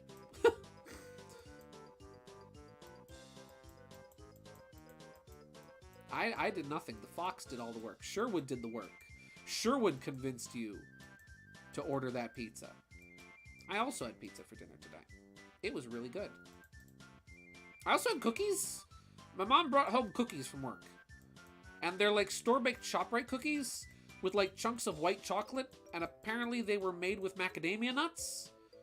So they couldn't give them out to the kids. Because they're a peanut-free, just a nut-free facility.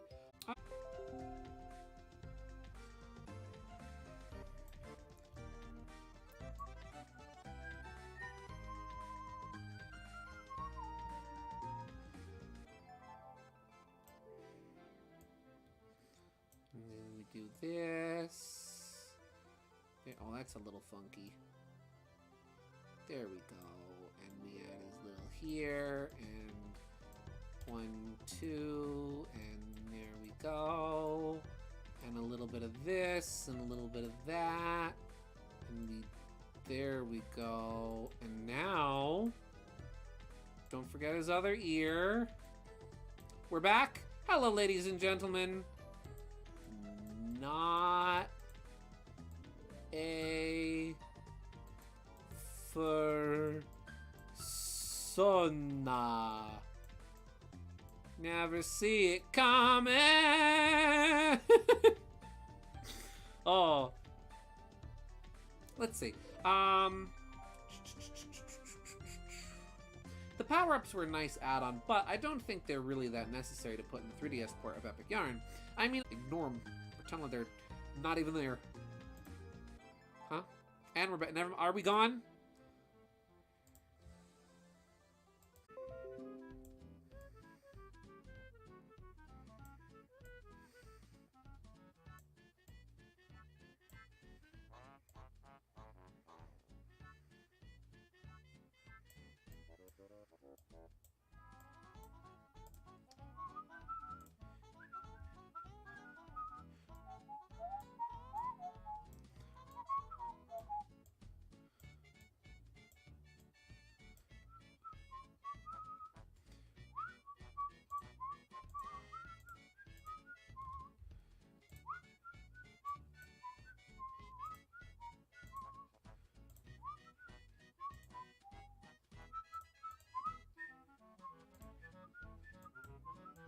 Oh, hi! Welcome back.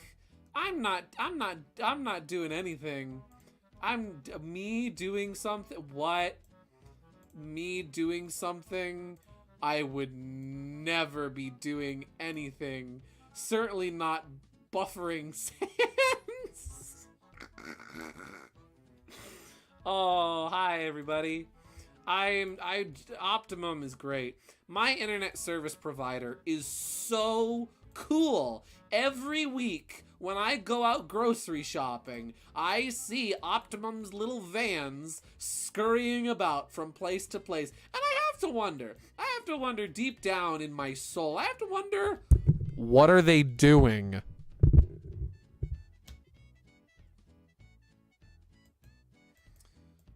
Are they doing anything? Or are they just joyriding? The world may never know. Their customers certainly don't.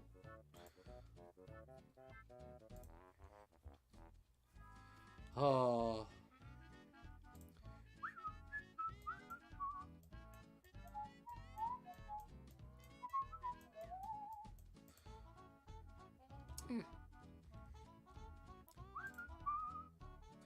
Yeah.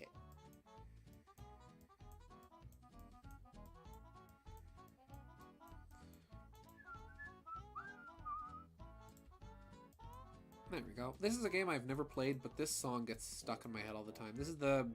This is Windy & Co. from Conker's Bad Fur Day. I've never played this game. I don't really intend to play this game, but this song, I will never get tired of this song. It will live with me until the day I die. Sometimes I'll just be going about my business. I'll be going about my day, and I'll just be thinking about songs. I'll be thinking about music. I'll just start whistling this song. I'm like, yep, still haven't played that game.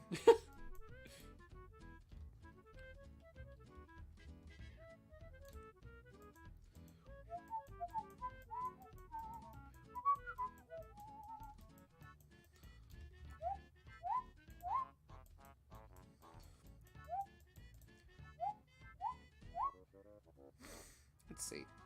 After we're done, that's the thing, is I'm not really sure what I'm going to play next after. So, like, Pizza Tower, I don't know if the noise update is going to be, like, much like Pizza Tower on its own was. It was, you know, it was 2 weeks worth of stream. I don't know if the noise update is going to be, like, just a 1 week thing or not. So I'm kind of undecided on what, like, big full thing we'll jump into next. Possibly Mario and Luigi Superstar Saga. Possibly. The possibilities, as we all know, are endless. Especially at Olive Garden. That's where the possibilities and the breadstick abilities are always endless. They're bottomless, in fact.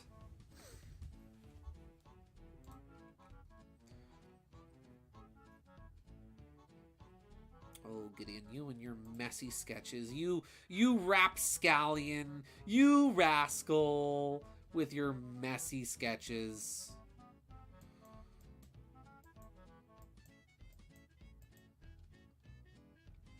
Oh, golly, the sketch is a little rough around the edges. Hey, Gideon, don't look in DMs. KG, you can't just tell me don't. You can't just tell me don't look in the D. This looks like caviar in his eyes. Sans, get the fish eggs out of your eyes, my guy. My cursed intuitive thoughts. It happened again. Nice. I cursed the students with the horrible and unseeable knowledge on Tuesday that Sans and Betty Boop have the same head shape. And they laughed and were just as disgruntled as I was in conveying this information. The first session class thought it was funny. The second session class thought it was hysterical. The third session class did not laugh. They were silent for the Sans Betty Boop joke.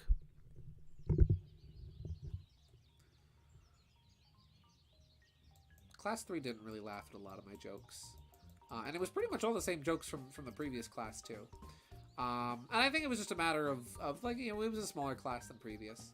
So, you know, that's probably why.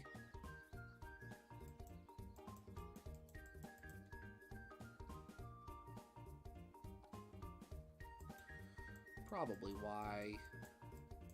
It was funny, though, because it's like, I was so used to, like, okay, this joke got a really big laugh out of the kids in the last class. I'm sure this class will love it, too. uses the joke again.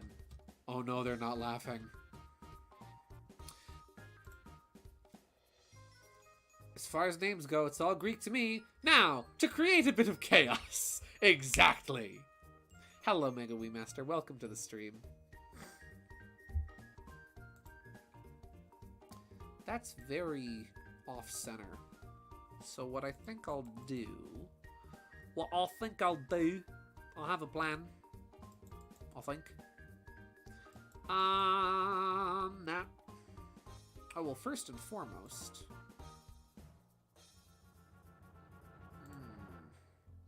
Okay. That's a little... Well, I'm getting a little carried away anyway, because I'm, like, already getting down here and I haven't even done the face yet. That is a problem, because this needs to connect straight onto here. Well... Or does it? Or does it? Let me cross-reference with my reference material. Yeah, that's pretty centered in there, but it does kind of slope downwards. So...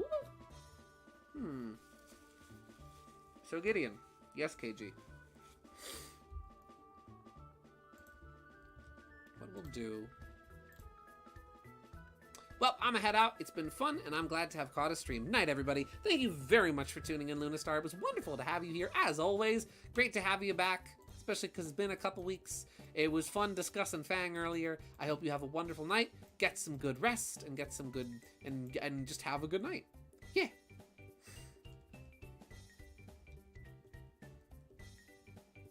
Let's see.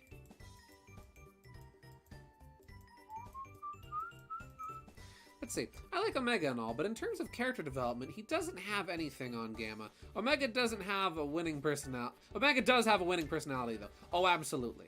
Listen, Omega is a great character. Omega can be really unintentionally funny at times, which is one of the best parts of his character, is his personality. His destructive, rampant, unabashedly just, like, destroy everything mentality is great. He's a very cool character. Really funny character at times. But I'm still more compelled by Gamma. Gamma is still my favorite. Hey, they're voiced by the same guy, though. So they're both voiced by John St. John. So Duke Nukem is both of these robots. Oh, hey, Pokemon.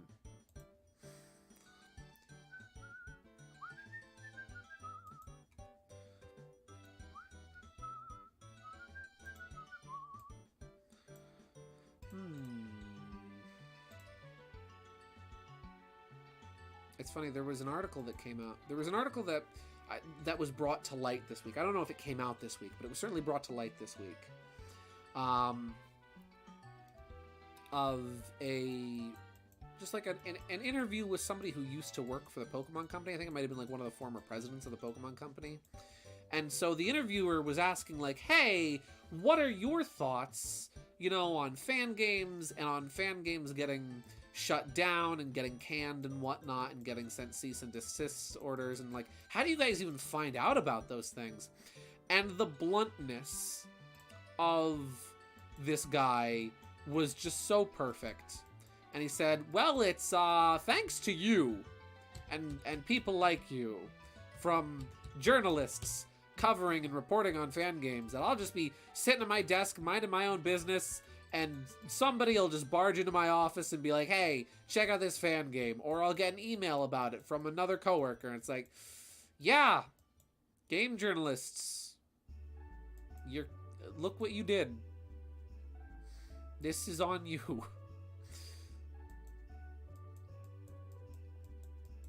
And it was kind of reassuring. And it was one of those things where I've said it time and time again, don't poke the bear. This guy even said in this interview, it's like, you know, we don't like suing fans. That's not what we want to do. But, you know, once you're profiting off of it, then we unfortunately, you know, have to get involved. And it's like, yeah, don't poke the bear.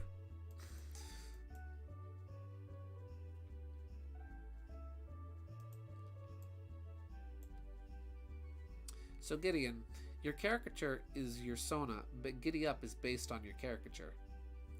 This would mean that Giddy Up is closer to my, like, Toon Sona than Sherwood is. KG, are you insinuating something? Where are you going with this, madam? Where are you going with this? Where's this going? Where are you going?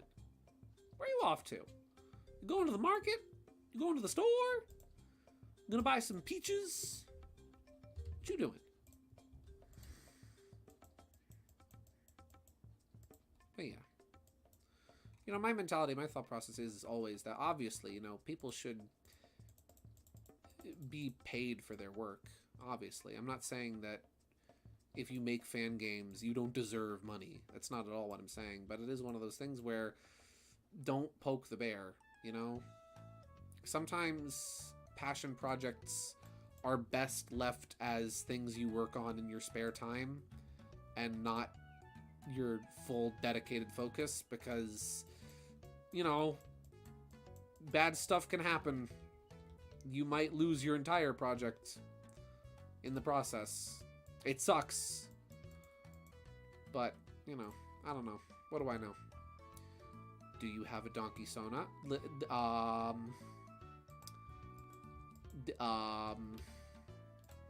Mayhaps. Listen, you made him. Though I did think he was neat and do like him quite a lot. I mean, technically, I'm always a Donkey Sona because I'm great at making a jackass of myself. Oh, no.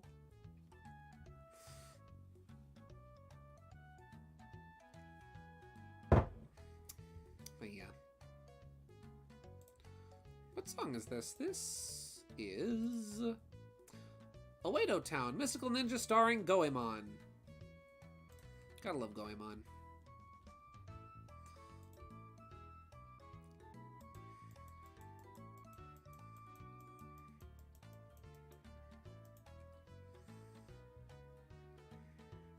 Well, time to cart him off from Pleasure Island. Oh. They never come back as boys. I've never actually seen Pinocchio.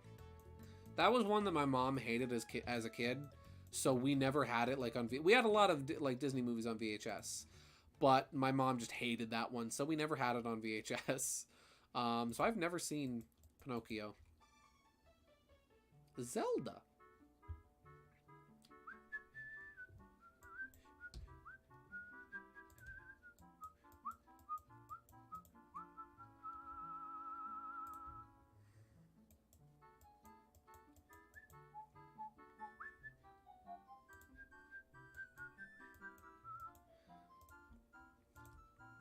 Wait, isn't there a Gideon in Pinocchio? I feel like there is. Yeah, there is. There is, guys. Look, everybody. Look. Look, everyone. It's me. That's him. Oh.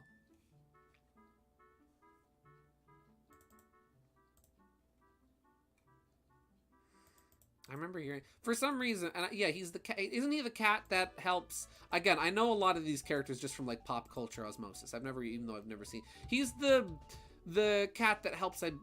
The fox that wound up like tricking Pinocchio to going to Pleasure Island, right? Why is it? What did I do, right? Why is it that 9 times out of 10 that there's a Gideon in something, he's a villain, right? It's like, okay, first we got, you know, it's like, what examples can we give? We've got Gideon from Gravity Falls, Gideon Graves from Scott Pilgrim. What did I do to deserve this? Oh, Dr. Mario 64 music. Let's see. Pinocchio was on the more grim side due to him being in human trafficking, if I'm not mistaken. Yeah, he gets bought and sold. Still not as messed up as the original fairy tale, though, if I'm not mistaken. I still want to see Guillermo del Toro's version, though. The stop motion one that came out about a year or two ago. That I still really want to say. I haven't seen that, but I really want to.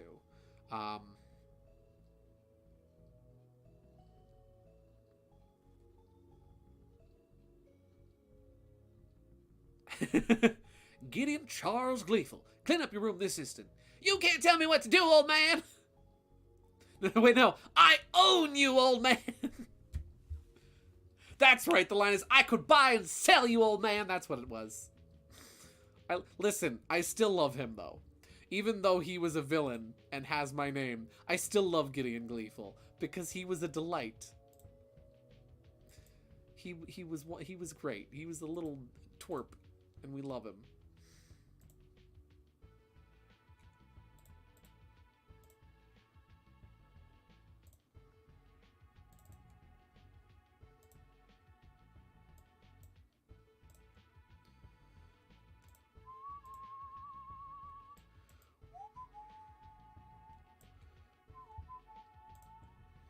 That show was really good.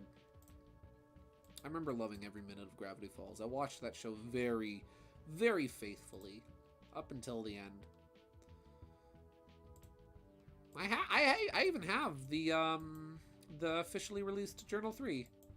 I haven't cracked that open in a long time. I haven't watched the show in a long time either. But I still remember really enjoying it when I was younger. And that was like the perfect age for that too, when that came out. Because that was like, I want to say that was like 2013, 2014 that the show started. And so that's when I was just becoming a teenager. Just as Dipper and Mabel were ending their last year as not teenagers. Here we go.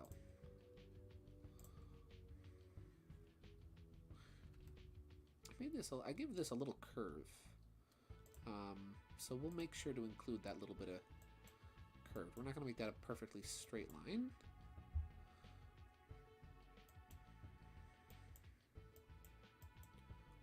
I feel like this is from Bomberman 64, or is this from Bomberman Hero? Oh, this is Glover! My mistake! This is from Glover. Say what you will about Glover. Glover's got good music. Gotta love the glove.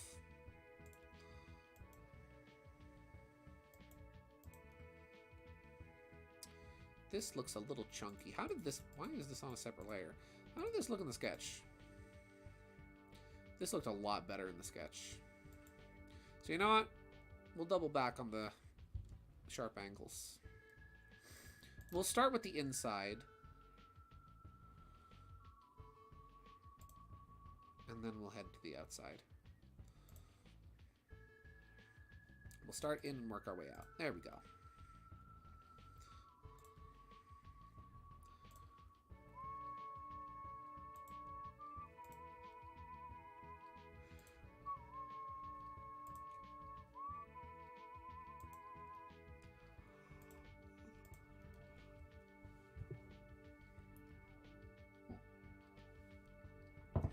I feel like I had something interesting to tell, some kind of interesting story or something that happened this week. But I feel like I've already told all those stories. Yeah. Haven't played Gamma's theme or even Crazy Robo yet. We have not, but we're gonna right now.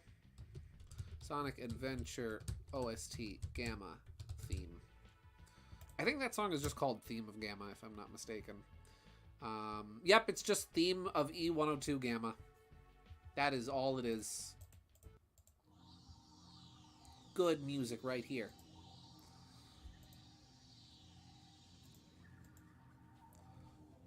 Where's the didgeridoos? There's didgeridoos in this song.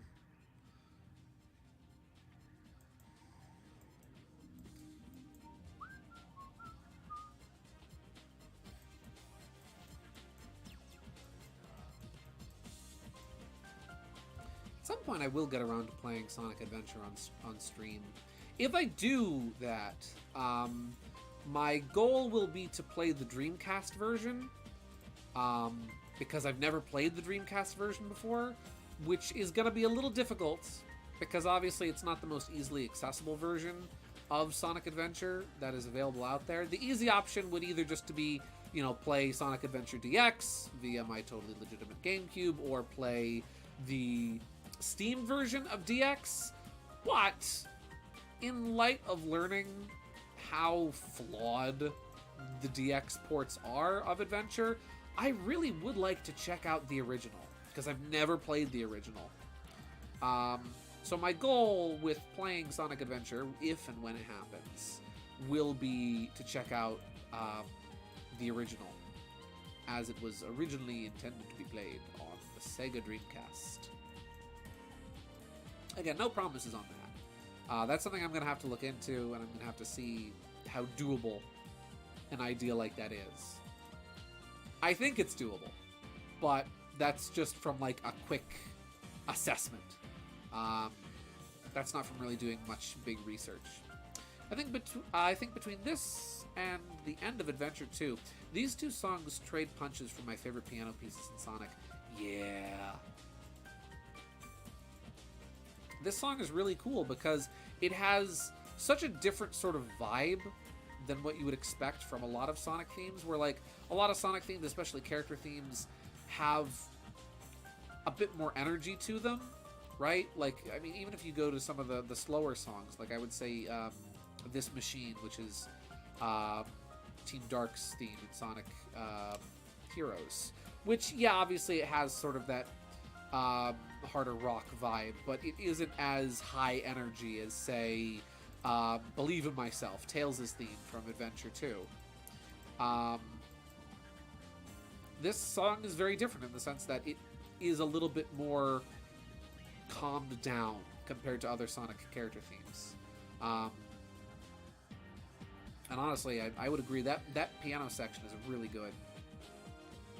So I guess Unbound, aka the song after Beta Mark II, could lump in there as well. That's true.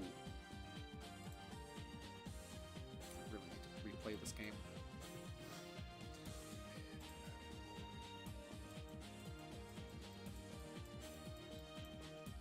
Such a good song, too.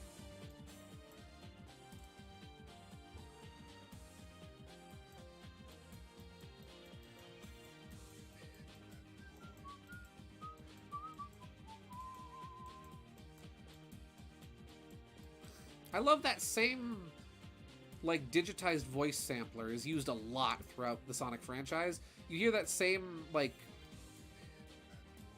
that exact same robot voice sample. Not like robot voice sample, but like, you know, synthesized voice used in Sonic CD and in Sonic Mania. I have to wonder if that was intentional.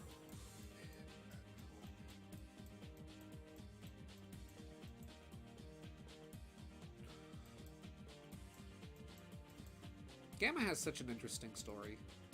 Because, like, he is the bad guy.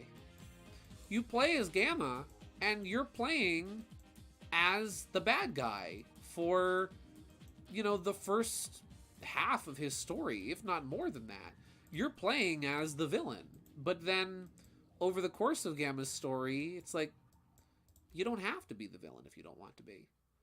And so he becomes something more. And now we'll listen to the other song that is most famous from Gamma's storyline. Here we go. Now, YouTube knows what's up. And YouTube knows what I want to see. YouTube sends me the following advertisement when I open up a web page. YouTube knows what I want. YouTube knows that I want more of this man in particular. Him. Give me more of him. Yes, please. Don't go to this website. I guarantee you, this will give you a virus.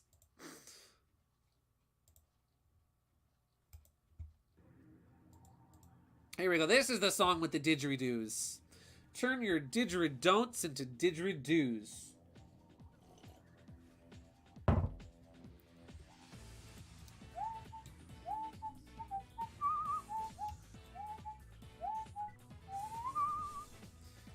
eye looks a little off, so what we're going to do is we're actually going to just... We're going to smush this a little, and then I'm going to redraw it.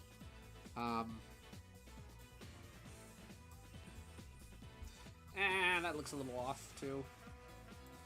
There.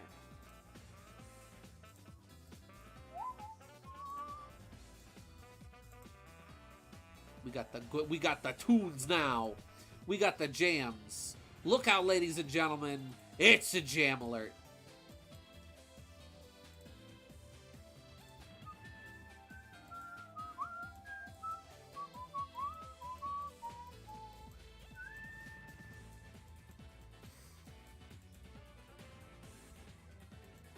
Dun, dun, dun, dun, dun, dun.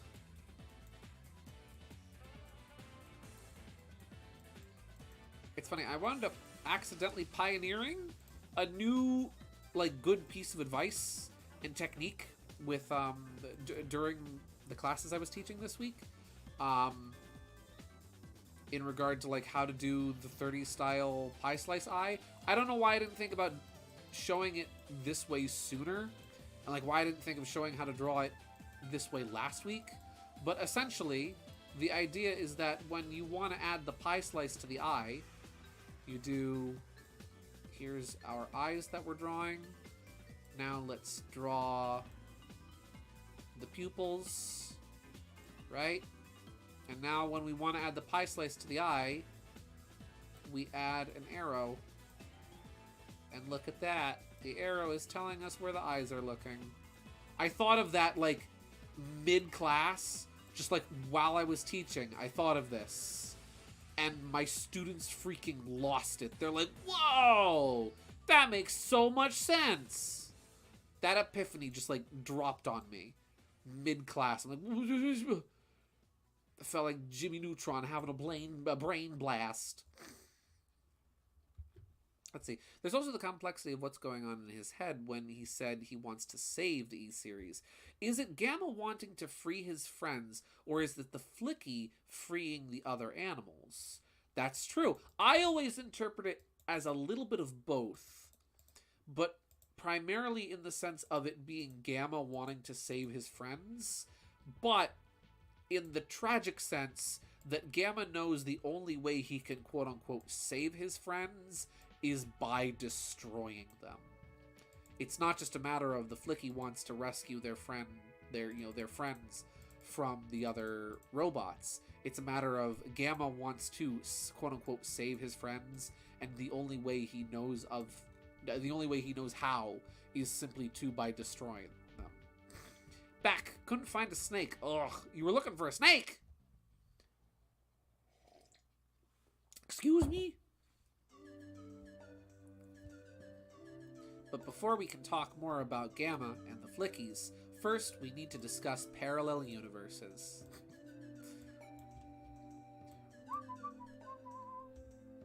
Well, that never occurred to me, though I don't often draw the pie eyes. Yeah, isn't that neat? I was just drawing the eyes, teaching the students how to do, like, the pie slice eyes, and I'm like, wait a second, hold the phone, that's it!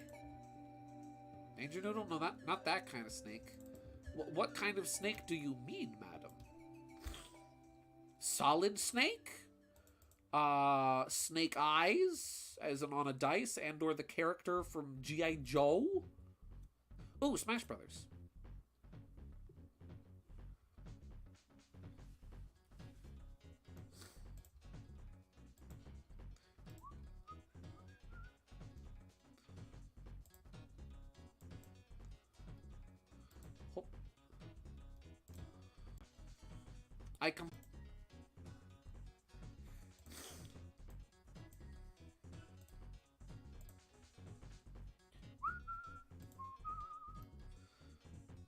We're chunking.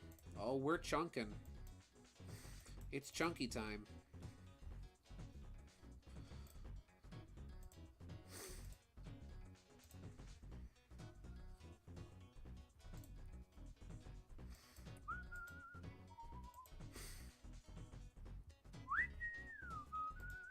Looks like the connection's holding stable now. It's holding stable, Captain. Yeah. Oh yeah, so with with Fang the Hunter, Volume 2, IDW treated me to 2 free comic books for Free Comic Book Day. There is a Teenage Mutant Ninja Turtles comic, which is split into 2 stories for 2 different series. And then there is a Star Trek comic that is split into 2 comics for 2 series. And it's neat. Not really my cup of tea. Don't get me wrong. Star Trek is great. I love watching a good episode of Next Generation every once in a while. Teenage Mutant Ninja Turtles has never been super my thing. But, you know, I watched the 2003 reboot series when I was a kid. It's pretty cool. I can appreciate the legacy. Yeah, pretty neat. I don't know really what I'm going to do with the books. Because, like, neither series is really something I'm that big into. I might donate them to, like, my library or like my local public library or something. But I have them. Free Comic Book Day. I was kind of hoping I would have gotten, like, one of the Free Comic Book Day Sonic comics, but oh well. IDW's like, no, you should broaden your horizons and try new things. I'm like, but I don't want to try new things. I want to be boring and only stick with the things I know. I want to stay in my comfort zone and be dull.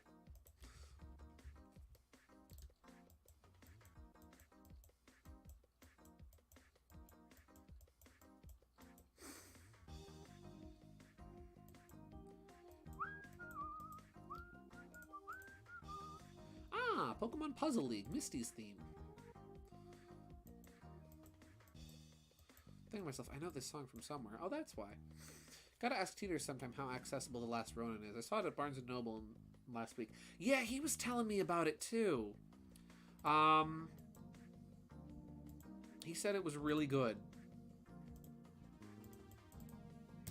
There's an advertisement for that on the back of the Free Comic Book Day TMNT comic.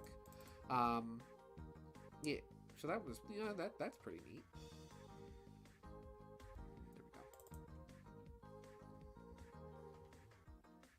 There we go, that looks better.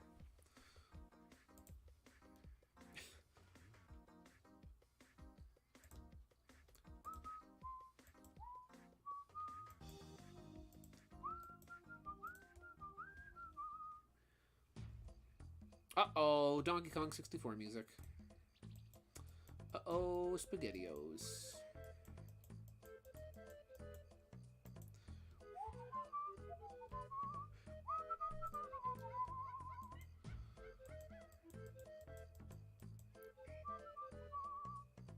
Let's see.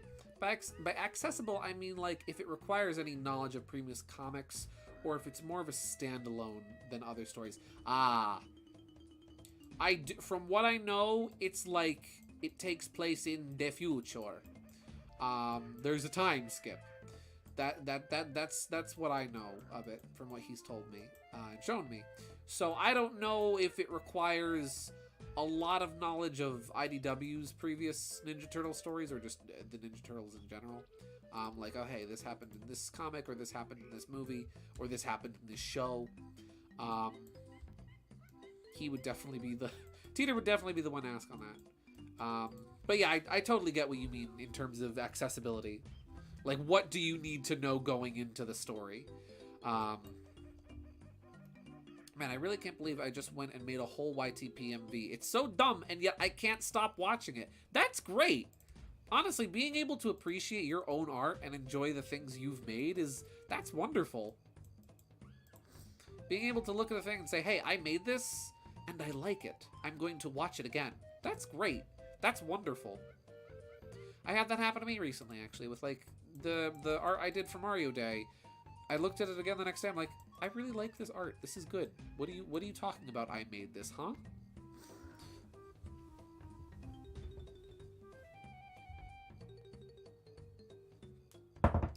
Yeah.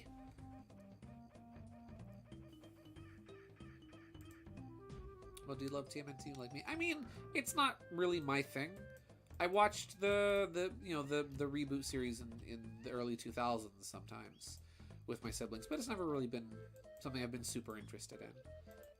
It's great. Don't get me wrong. There's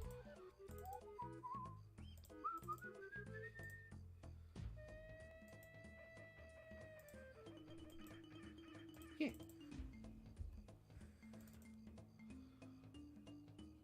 Is that the sketch? Okay, that's on the sketch. I couldn't tell if this line here was the sketch or not. No, that's the sketch. That's just me sketching messily. Buffering again. Nice.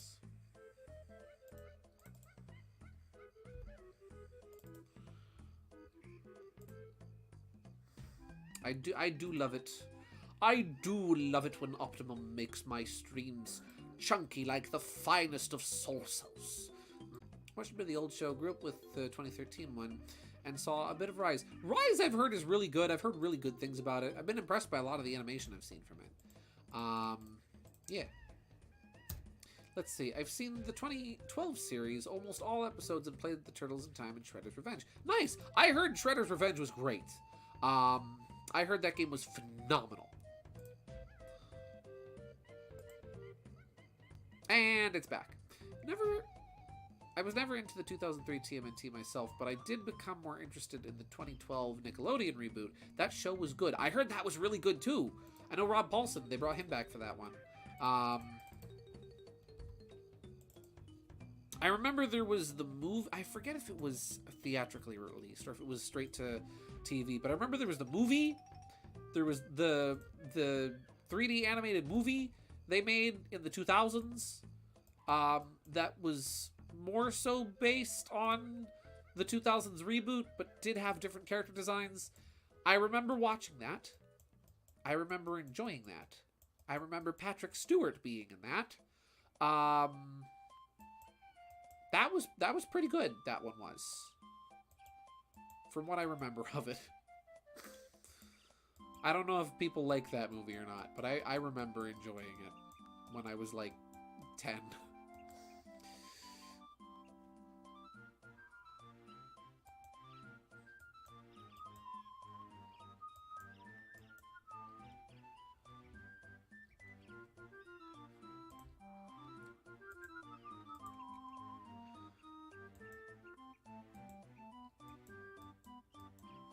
There we go. I liked it so much I went and played the old games with the collection. Nice! I feel like that line is a little thick.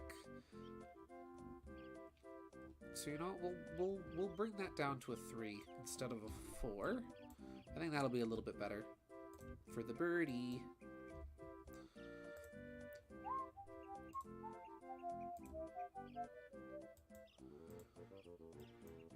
Don't mind me as I whistle out of key.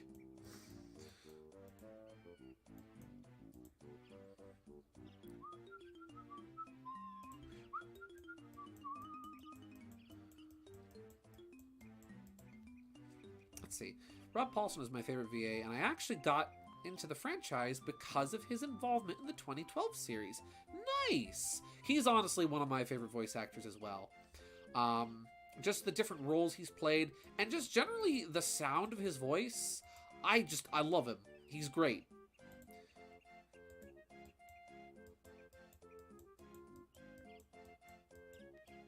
He just has a really nice sounding voice, and I love all the different characters he plays.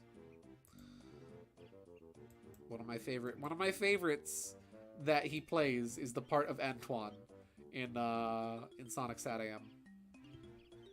Let's see. Just glance over at the corner for a single second, and I see the art is still there. It is! No reason to get rid of it, so it's sticking around.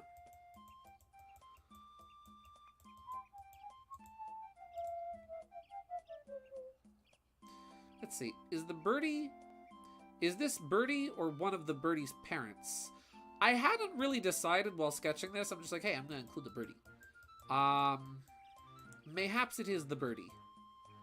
Birdie the Birdie. Everyone's favorite Sonic character.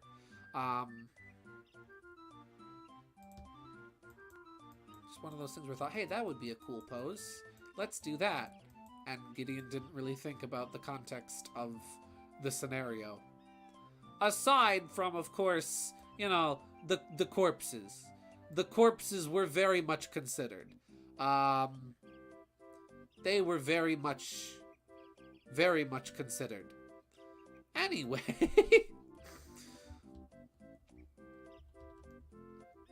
That eye looks a little funky. The pupil looks a little funky.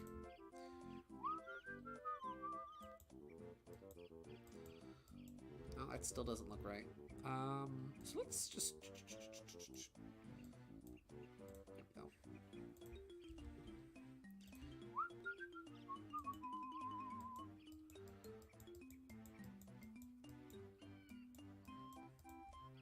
Oh. Remember, guys, if you want to go to Twinkle Park, cute couples get in free. You heard it from me first, folks.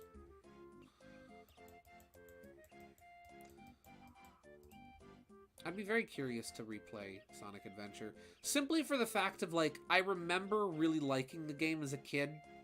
And I remember really enjoying certain parts of it. And then years later having people on the internet say, no, those parts of the game you enjoyed are not good. And I would love to just replay it to be like, you know, these parts of the game that I enjoyed were good. Birdie, Lily, Flicky, whatever. You know. Burbs. Gamma. I'm just going to call that Gamma for now. What defines a cute couple? Well, two folks walk into the park. They seem romantically involved in some way, shape, or form. And they're cute. Like, who is the judge of a cute couple? This is true. Who am I to judge a cute couple?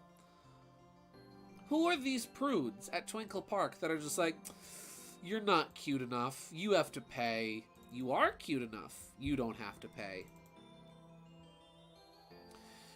Rip E105 Zeta and his many Dreamcasts. Yeah. I forget, was Zeta the one that was turned into like a giant security robot? If I'm not mistaken, I think that was E105. Each of the all of the E-series robots, they just suffer. And you have to feel bad you really do have to feel bad for these robots. Because, like, oh, one of them catches the frog. And Dr. Eggman's like, well, I've decided the rest of these robots shall be experimented on. The biased higher-ups of Twinkle Co. Curse you, Twinkle Co.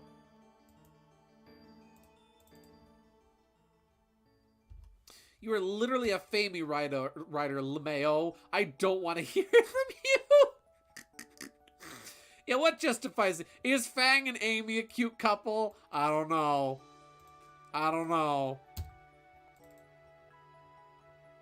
Let's see. I once heard a take that since Amy and Birdie went into the park first, they're a cute couple, and Sonic got in with Zero! Guys. Listen. Listen.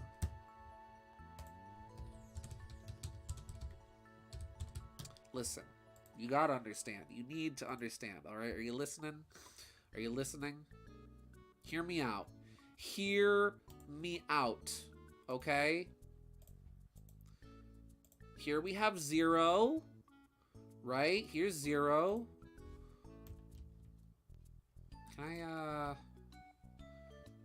I make him at least somewhat transparent? There we go. We're just gonna...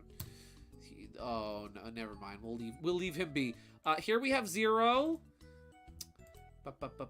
And here we have... Here he is. Here we have Sonic. Right? Canvas size. Width 3,000. Right? Here we have Gamma. Not Gamma. We have Zero. And here we have Sonic. I'm just saying, guys. Hear me out. Hear me out on this. They're a cute couple. They get in free. Sonic's a little bigger than that. There we go. They're a cute couple. They get in free. And watch. I'll prove it to you that they're a cute couple and that they get in free. You ready? You ready for them to be a cute couple and get in free? They get in free! They get in free, everybody!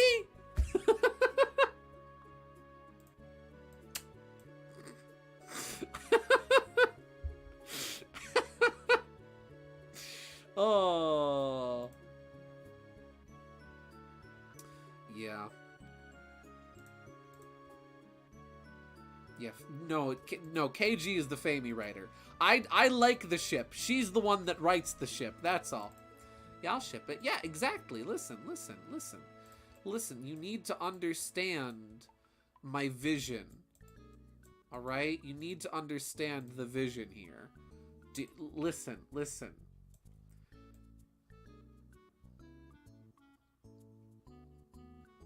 They're perfect for each other. They're perfect. We'll call this ship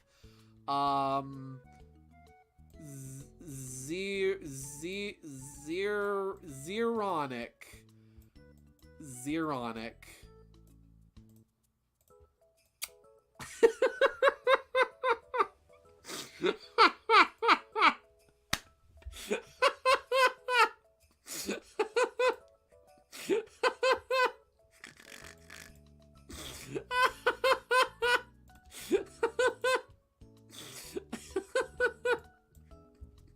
Oh no!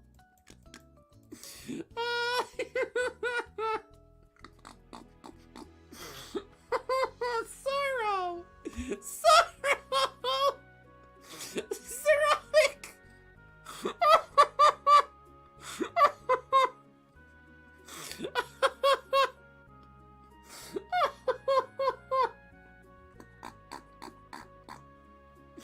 Oh, my stomach hurts. Zero.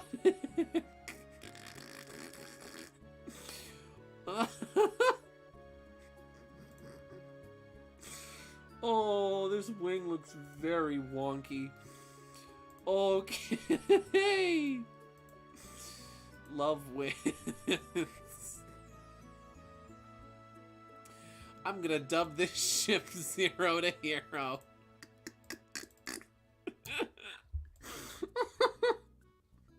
Wait, okay, wait, here's my question, though. Okay, wait. Sonic and Zero go in to the park together. Amy gets in with the birdie. Who's Big get in with? Because he's chasing after Froggy. He and Froggy are not together when Big enters the park. So, who does Big get in with? Who is the ship with Big? Sonro?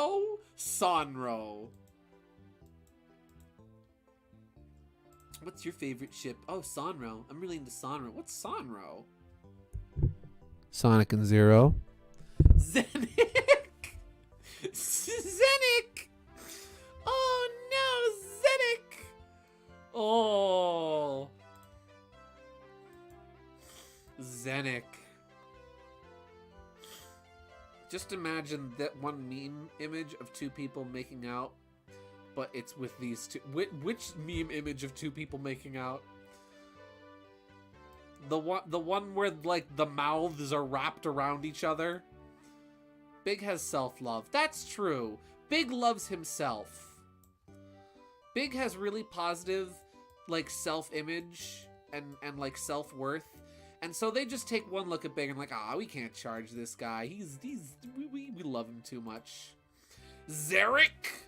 Like Tom Zarek from Battlestar Galactica? Zero? Zinc?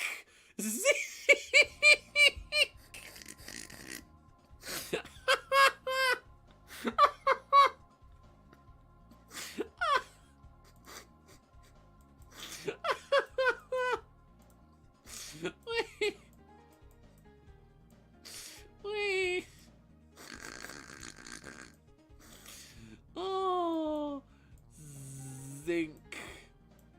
Everything but the kitchen zinc.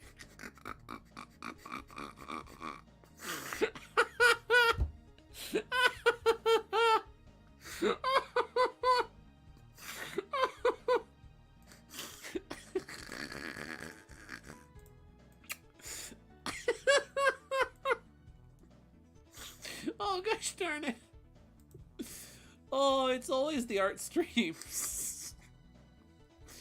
Oh. Whoo. Okay. Come back, Zinc! Come back! Oh, yes. Yes. Oh, yes. Now this is what I'm here for. This is where I'm here for. Where'd the K come from? Oh, yeah! Wait a second! Wait a second, where'd the K come from? There's no K!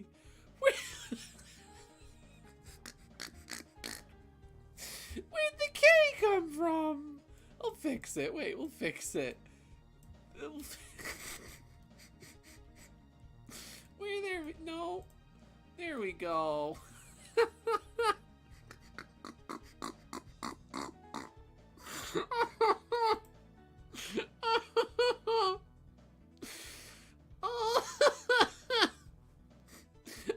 Ow, my stomach hurts.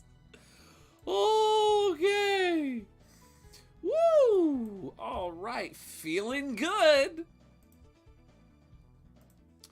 Oh, you know what? I'll make it good. Please do. Bring that into existence. Oh.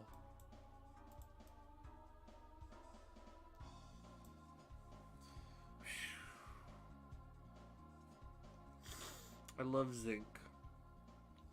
We all love zinc. You need a little zinc in your life. Oh, GoldenEye.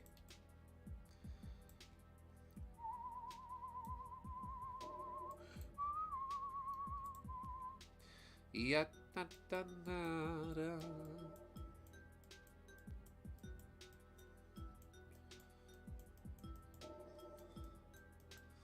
Let's see.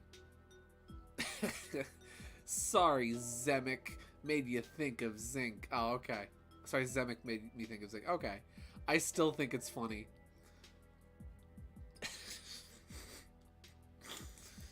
Their ship name is a medicine item from Pokemon. It is Zonic! The Zone Cop? Evil Zonic? From Archie? Archie Sonic reference on my GSVProductions stream? It's more likely than you think.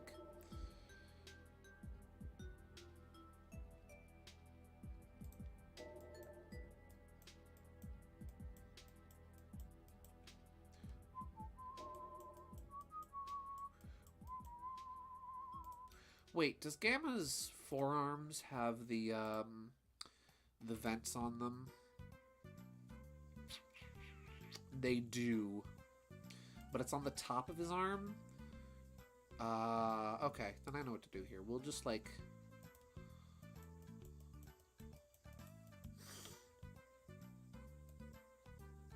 There we go.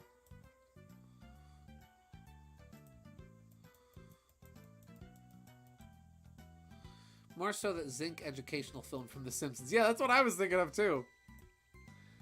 Can you imagine a world without Zinc?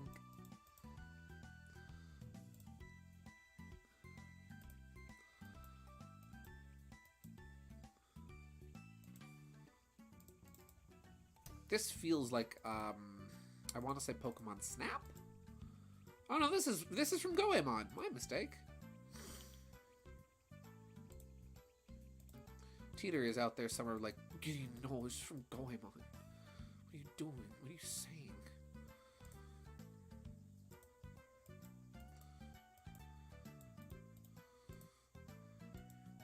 Sonero. Sonero. Oh, we're close to Sanrio.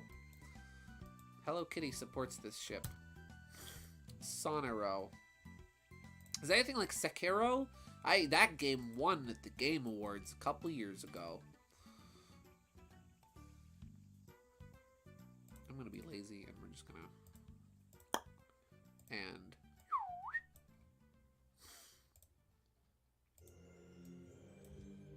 Let's see. I just had a realization. Every character can play the go-kart minigame. So who do the others get in with? Alright. Who does Tails get in with? Tails... Tails gets in with... Are we talking? Okay. Oreo! Oreo! Wait a second! Wait a second! Where's the O? Where's the first O come from? What? I get so, okay, wait. I'm okay. Let me decipher this for a moment. So we have Sonic. Then we have Zero. So we remove all of this and we remove this and we do a little bit of this and move this and carry the 1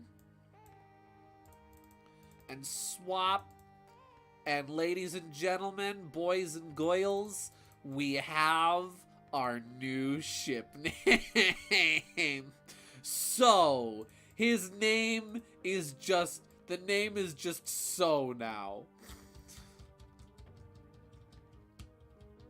This is miraculous. Just came back. How you doing? I'm doing great. We're doing so good right now, in fact.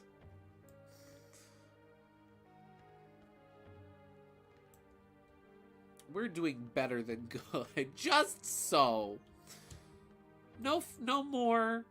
No less. Just so. How you doing? These ship names are reminding me of other words. They are. Zio.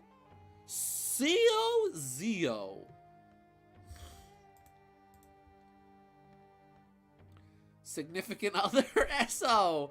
There we go. Perfect. That's the definitive ship name. Significant other.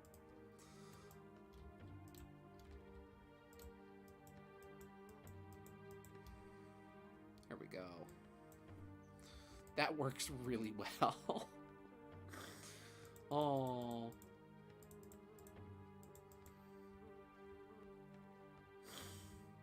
Let's see. Oh, there's put that on another layer because I'm gonna want that to be underneath the shading.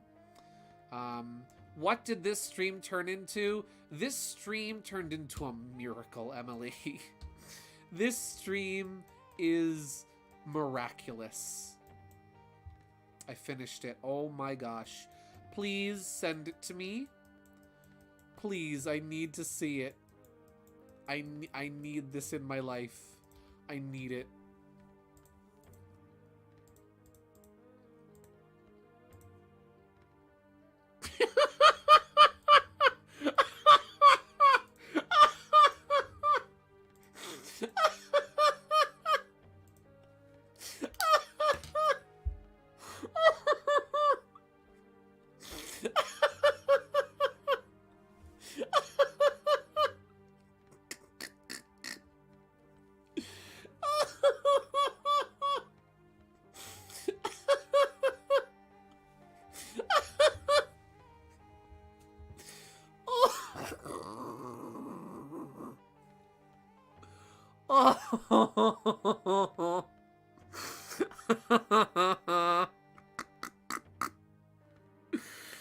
Oh, thank you.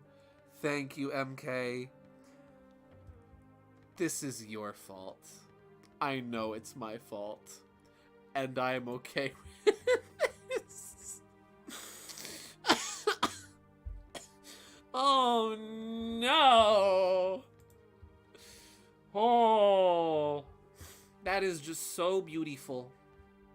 That is just so beautiful. Thank you. I truly thank you from the bottom of my heart.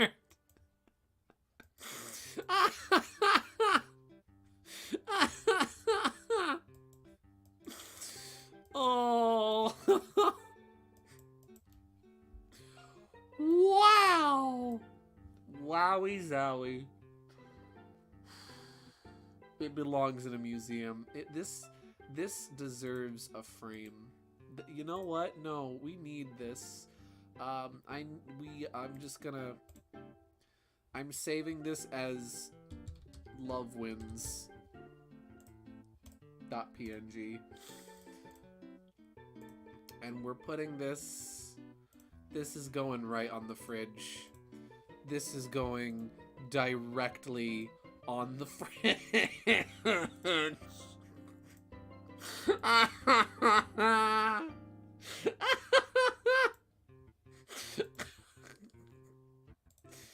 Oh, that we have 10 minutes left of this stream, and that is staying here for the rest of the stream.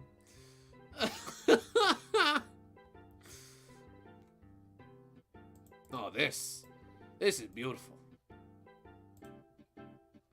Congratulations. You made it onto the fridge. Woo! Oh boy, oh boy, oh boy, oh boy, oh boy, oh boy, oh boy. Oh, sweet merciful heavens.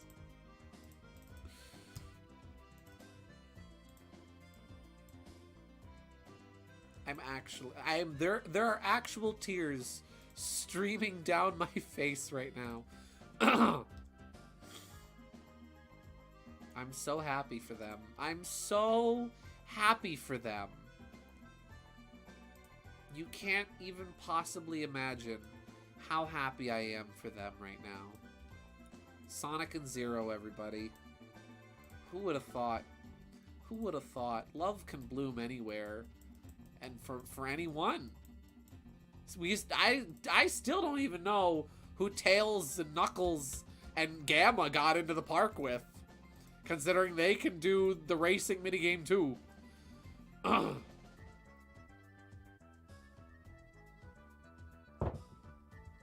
If we're talking like just general speaking, then Tails got in with Cosmo. Even if she's, you know, slightly incapacitated. He brought the potted plant with him, and the people at the park are like, "Aww, he's got his girlfriend." And he's like, "Yeah, that's what she is. We're on a date. Have some respect." Tails had his machine, and Knuckles. I'm losing my voice. Knuckles just brought the whole Master Emerald with him. That's his date. Knuckles' date is just the whole Master Emerald. He completed it. He put it back together, but he really wanted to go bumper karting. And he's like, "Man, you know, I really want to get in there, but I don't have any money. They say cute couples get in for... I wonder. So he just brings the whole Master Emerald. Technically, Tikal and Chaos are his date.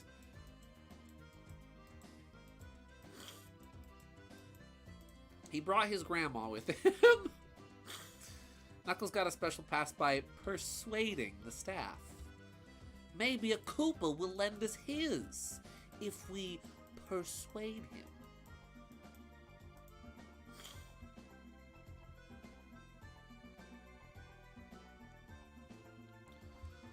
Oh.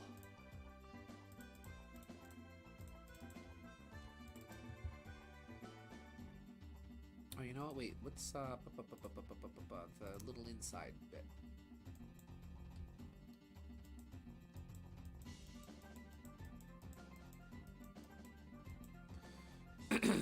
I guess he got crazy tastes. I guess so. Knuckles just wants to have fun. Knuckles just wants to have fun. Who did Gamma get in with? Who did Gamma get into the park with? I feel like Gamma only got into the park because they thought he was like, I don't know, some underpaid intern at Twinkle Park thought, "Huh, I didn't know we were installing animatronics at our park. But they do act pretty quirky after midnight. So I'm just gonna let this robot waltz right in."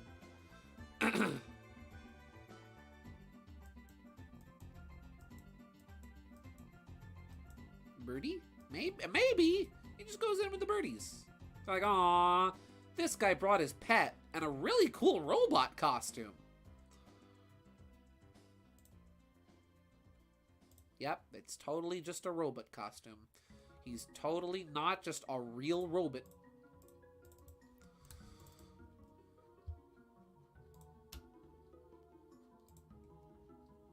Uh-oh.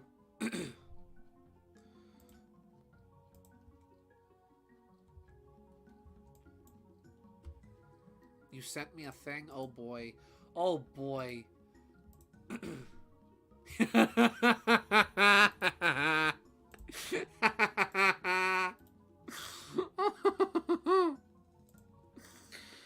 Yes. Yes. Oh, yes.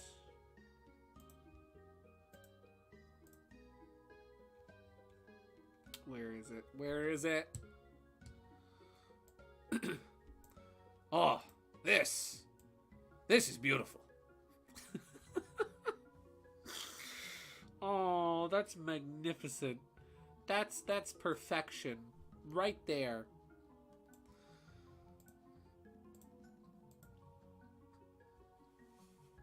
They thought Gamma worked on It's a Small Mobius. Exactly.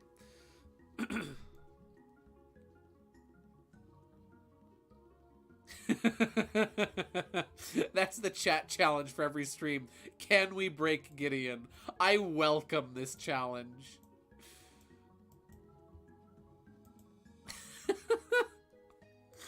Alright, I will.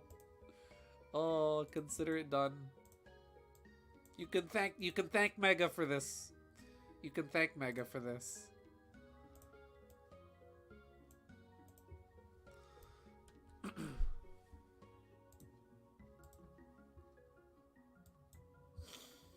Oh.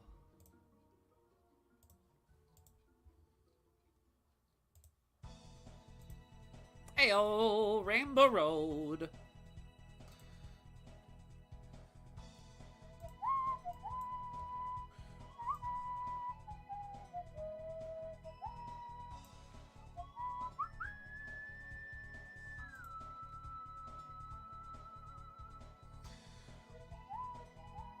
Oh, I forgot the numbering. We'll do the numbering, and that'll be, I think that'll be a good place to leave off the night. Let's see. Do it a slightly thinner pen.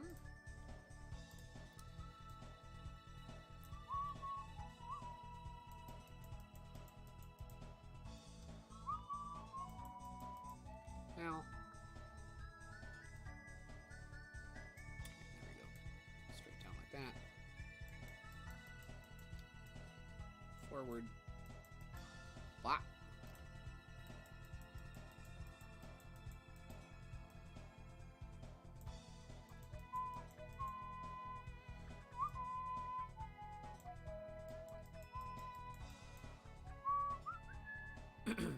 Every art stream, one time in Werehog, Sticker Star is cursed, and I don't need to tell you about the cart streams. Gideon breaks in those. I did. I break in those constantly. Don't get me started on Infinite on a bicycle. Sonic Unleashed was legendary.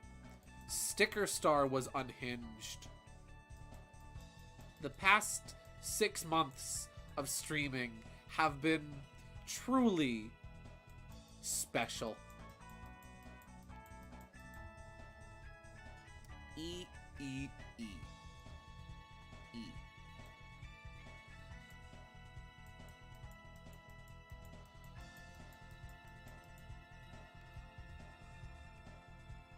Guys, I think Dr. Eggman likes the letter E. Can't figure out why.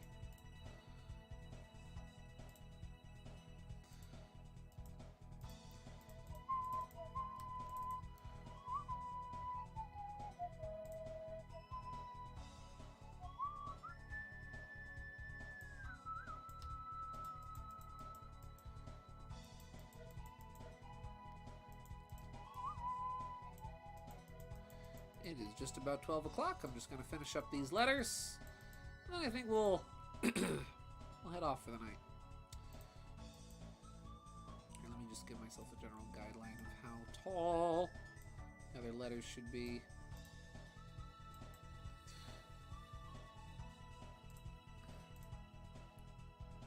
Excuse me, madam. He wears a monocle, too. Okay, I'm sorry. He wears a monocle. Oh.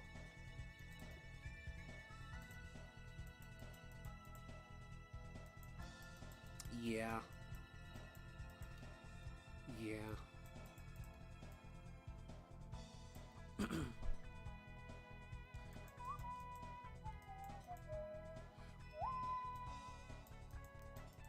Sticker Star gave us the joys of Matt Pat. That was wonderful. The joy that man and his career brought us and brought my streams was truly something to behold.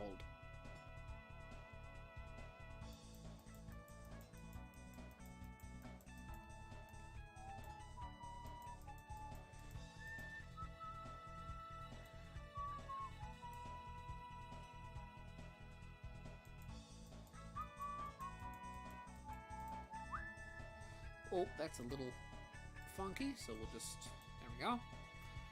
I know this isn't exactly how the numbers are drawn on Gamma, but I don't know, I just kind of decided to say screw it and go for a sort of stylistic thing, you know? Just give it my own approach.